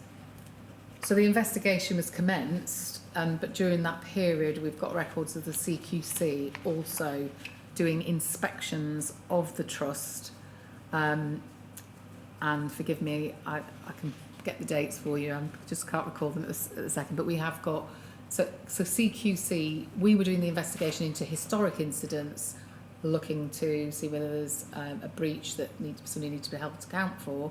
The CQC at that time were inspecting the trust in relation to risks of harm from ligature points. So they were doing like what is it like now, because they had responsibility and it was their, but post 2015, it was their remit to be looking at this.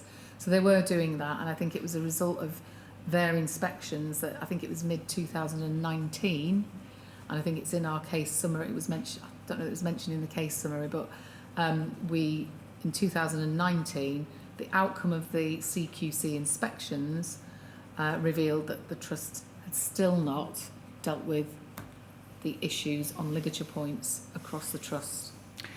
And just so we understand, were you working together on that, or were they leading on that, or was that separate? No, that was complete. They were doing that, but clearly they were telling us what they were finding, and that eventually obviously came into our case summary.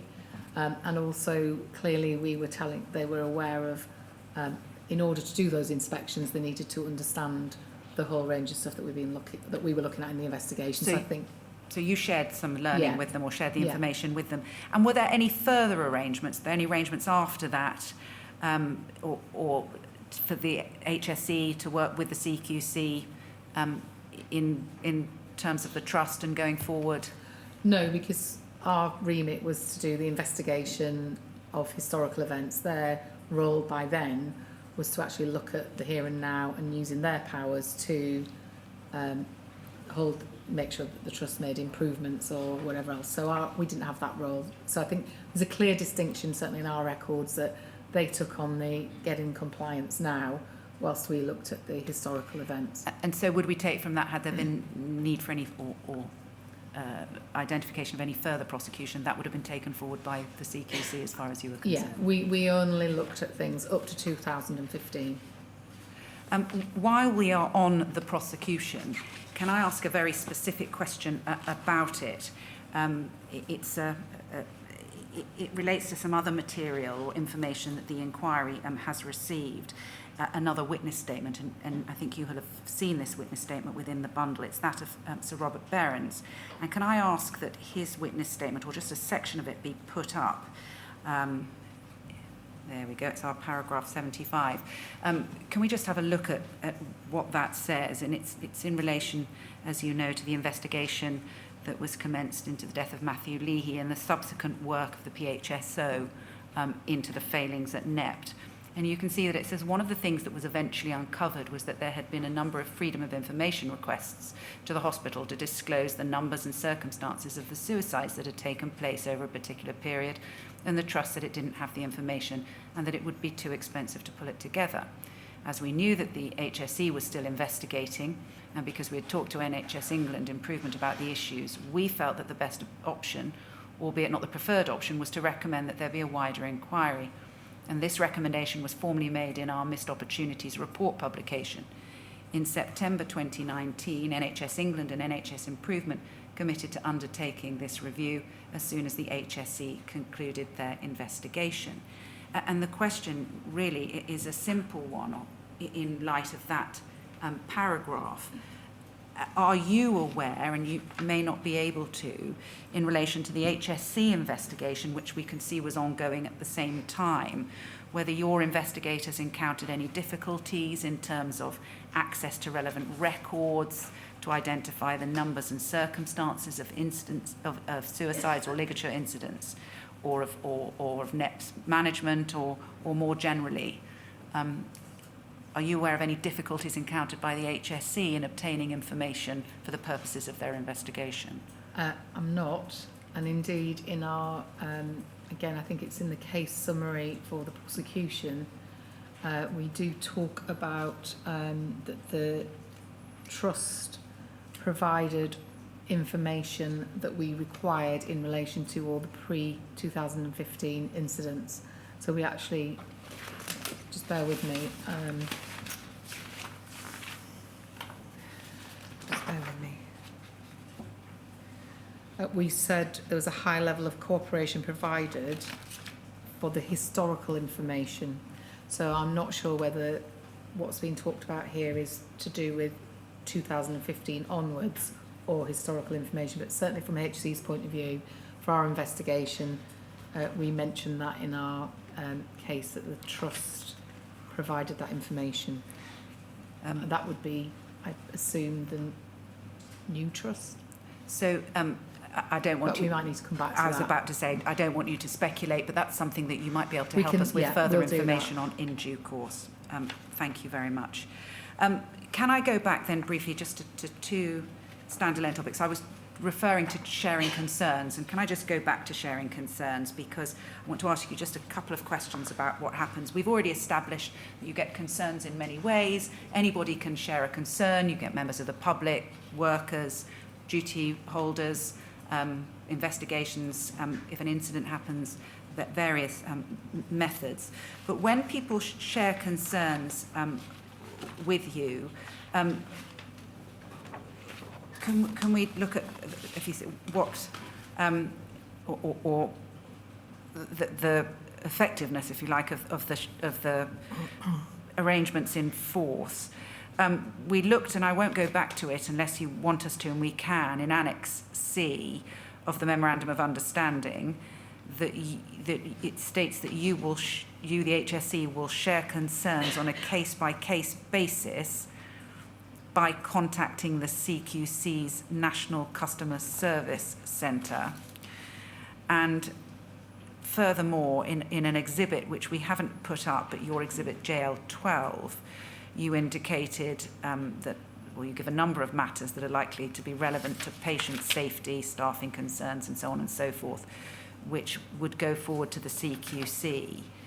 Do you consider that the system by which you contact the CQC's National Customer Service Centre allows for the effective sharing of the information that you've received in relation to patient safety? Sorry, that was a lot of words in one question. No, I think that's clear. Does that work? Is it good enough?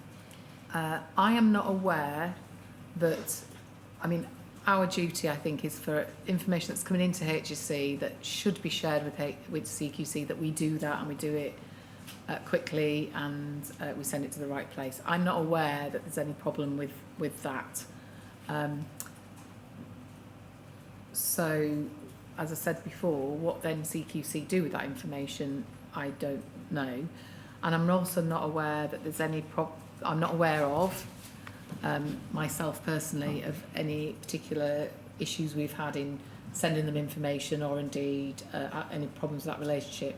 But I think it's safe to say that we've got within HSE, we have in our policy team, we have people whose responsibility is that stakeholder engagement with CQC. So what I would say is that I think in order to get a view on that, I might need to ask others in HSE whether there's been any issues with that. I don't think I personally am aware of anything, but that doesn't mean I don't know what the answer is to that. Well, that's candid of you to say, but it's something you could assist us with Absolutely, in due course. We can come back with that.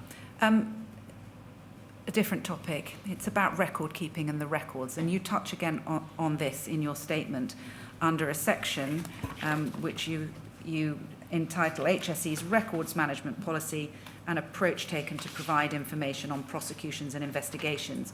And can I just clarify, by approach taken, do you mean approach taken to providing information to this inquiry about investigations and prosecutions? Can you just point me to yes, where it's that your is? subheading above paragraph 12. Yes, absolutely. It's to providing it to this right. inquiry. You explain that your investigation and prosecution files are retained from 7 years from closure. Yeah. Can I ask you to clarify, does that mean any form of closure? As in closure due to no action being taken, as opposed to closure because enforcement action was taken, or closure due to prosecution being completed? Can you help us? How does it apply? Yeah, it's at the point that we've stopped doing something. Right. So you're absolutely right. If we've decided no further action, then that would be on our system for 7 years. In the likes of a prosecution that might take, in this case, we started looking at it in 2015 and we didn't prosecute till 2020. So that will still be, the stuff that will stay on our system for another 7 years. So, and you explain, I think, why that, and we'll come to it in a moment, why there was some difficulties then in providing some details, because you only have a limited amount of information left in relation to, say, something in 2014. That is correct. And also the way that data is held is such that it's not as simple as pressing a button. Sometimes you have to do some manipulation of the data and then some actual manual looking through. So hopefully, and that's an issue across, I would say, the whole of the civil service, and there's been a report in January around digitalising and making sure that the information that we can mine the information that we have. I think any regulators that, but in this case, I think we set out how we'd got that data. It's how it's held. So I think in particular for any incidents that are in patient care. We have a sick code that is so. If Yeah, we want to, yeah. Can I, sorry to over speak for a moment, but can I take it in stages? The information you've provided in paragraphs 15 to 20 all refers to what I'm going to call completed prosecutions. You explain. You explain that files are deleted from the database, and residual information, including formal enforcement actions, notices and prosecutions, is usually retained for longer due to having appeared on HSE's public enforcement databases. So it follows from that, does it, that you might have more information about something where action was taken than when no further action was taken? Both those things are true, yes, so clearly. But I think the issue is that we've got a database that when we all the way through an investigation, all our information is kept on there, any correspondence, any details.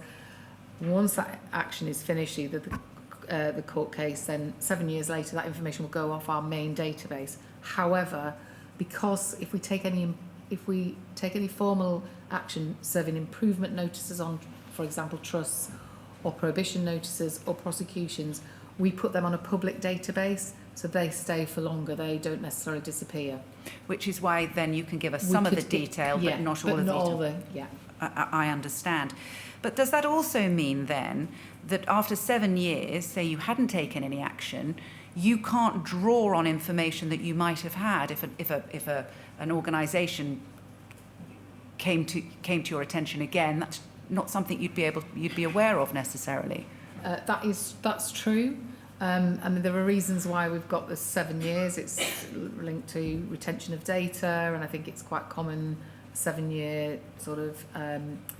There's also something about the relevance of information after so many years and whether you could use it. But you're right, that's true. Once it's gone, that has gone. However, we don't just, in terms of knowing what's going on out there, we can't just rely on concerns that are raised by people or riddles. So when we're trying to identify issues, whatever sector we're talking about, we don't just rely on that information.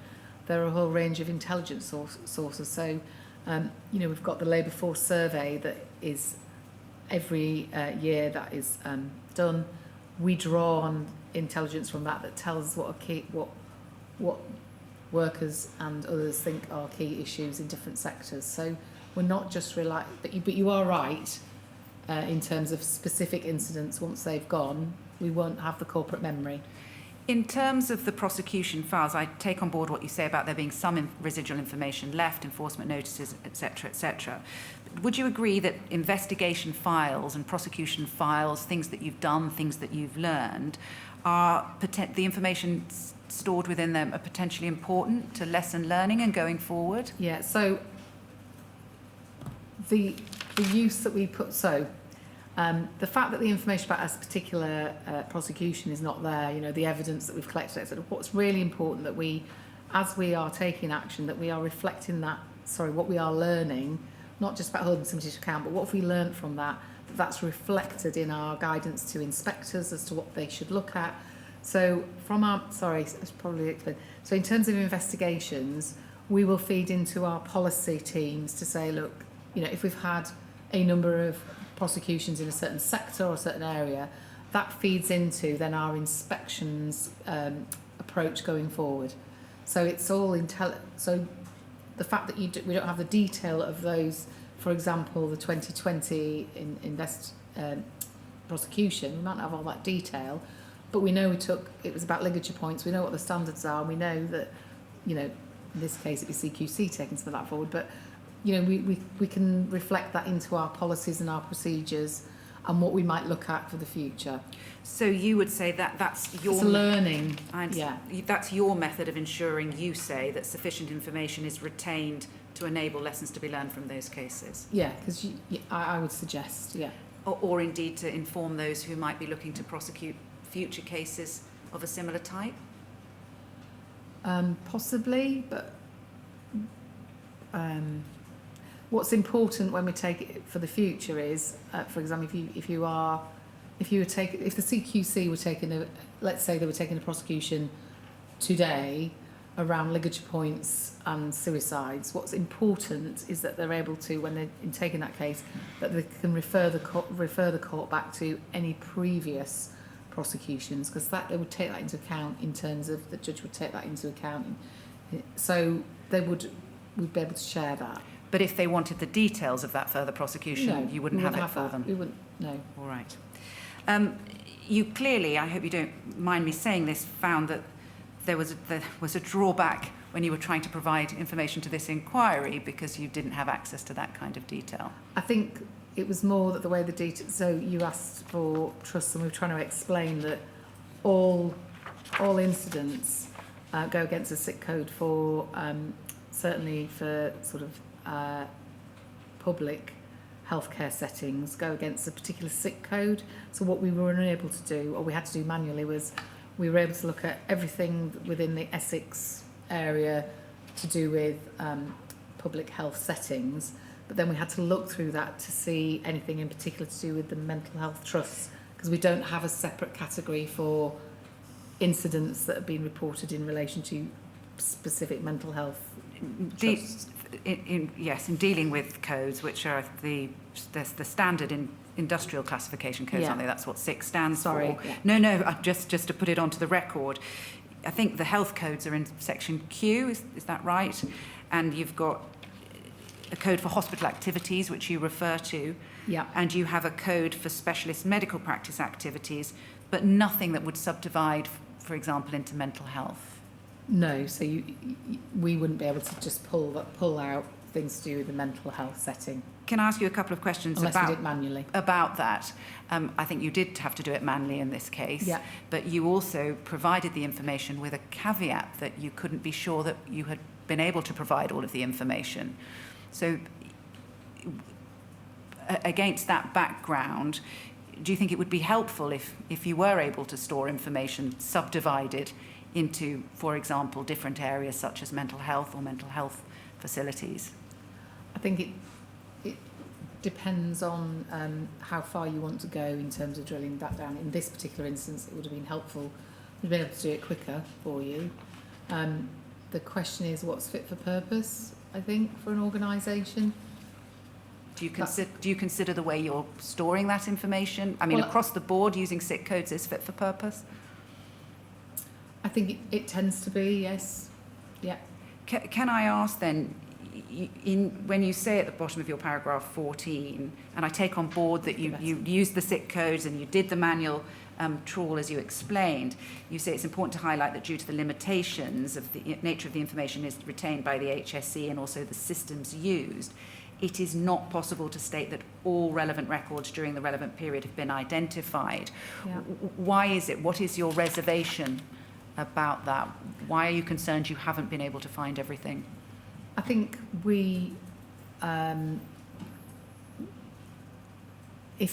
give you an example. For example, if somebody had inaccurately recorded something on our system and it had not ended up with the right sick code, or indeed the right duty hold. So there's obviously some human error in there that could result in something that we might have even looked at, but it's not sitting in the right place. I think that caveat, my understanding is, from my point of view, is that caveat is that we can't be 100% that we've not missed something that's on our system. It might not be in the right place, but I'd have to come back to you on some of that. You might say the same in relation to my next question, which is if it's stored in this way and you're unable to interrogate it without the manual input and without the confidence that you're getting everything, what extent do you think that affects the ability of the HSE to identify and monitor trends and concerns around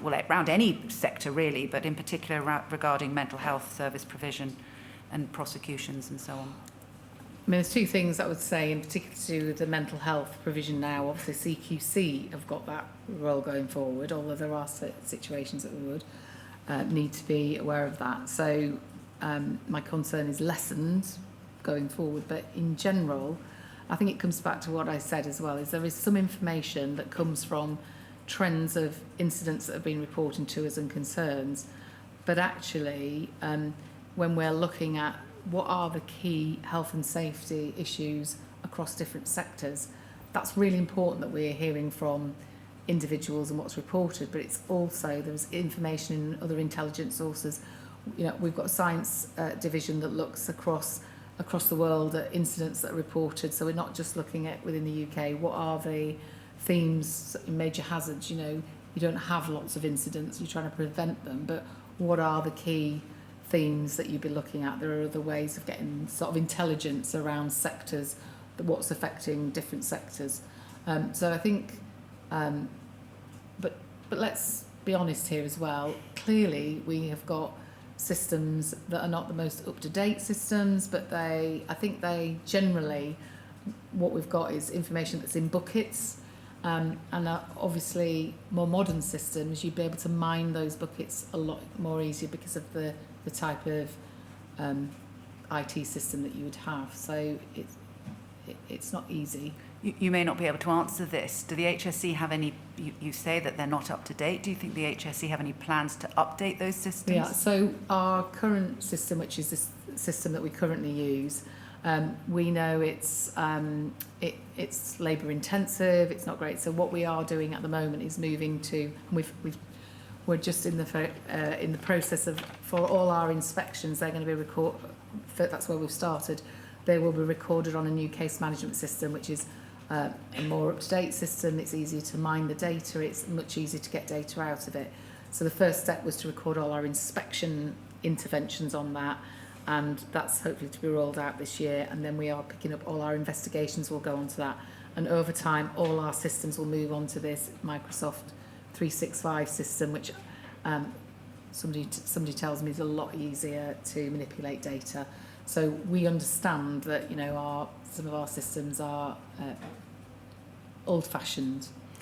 And picking up on that again, is the plan then to move the data you have stored on one system that onto will all, yeah. So any information that we are keeping, or for the period of time we need to keep it, that will either be moved onto the new system or it will be archived so that we've got it until the point where our procedure says we have to delete information. So, yeah. So can I put it that way?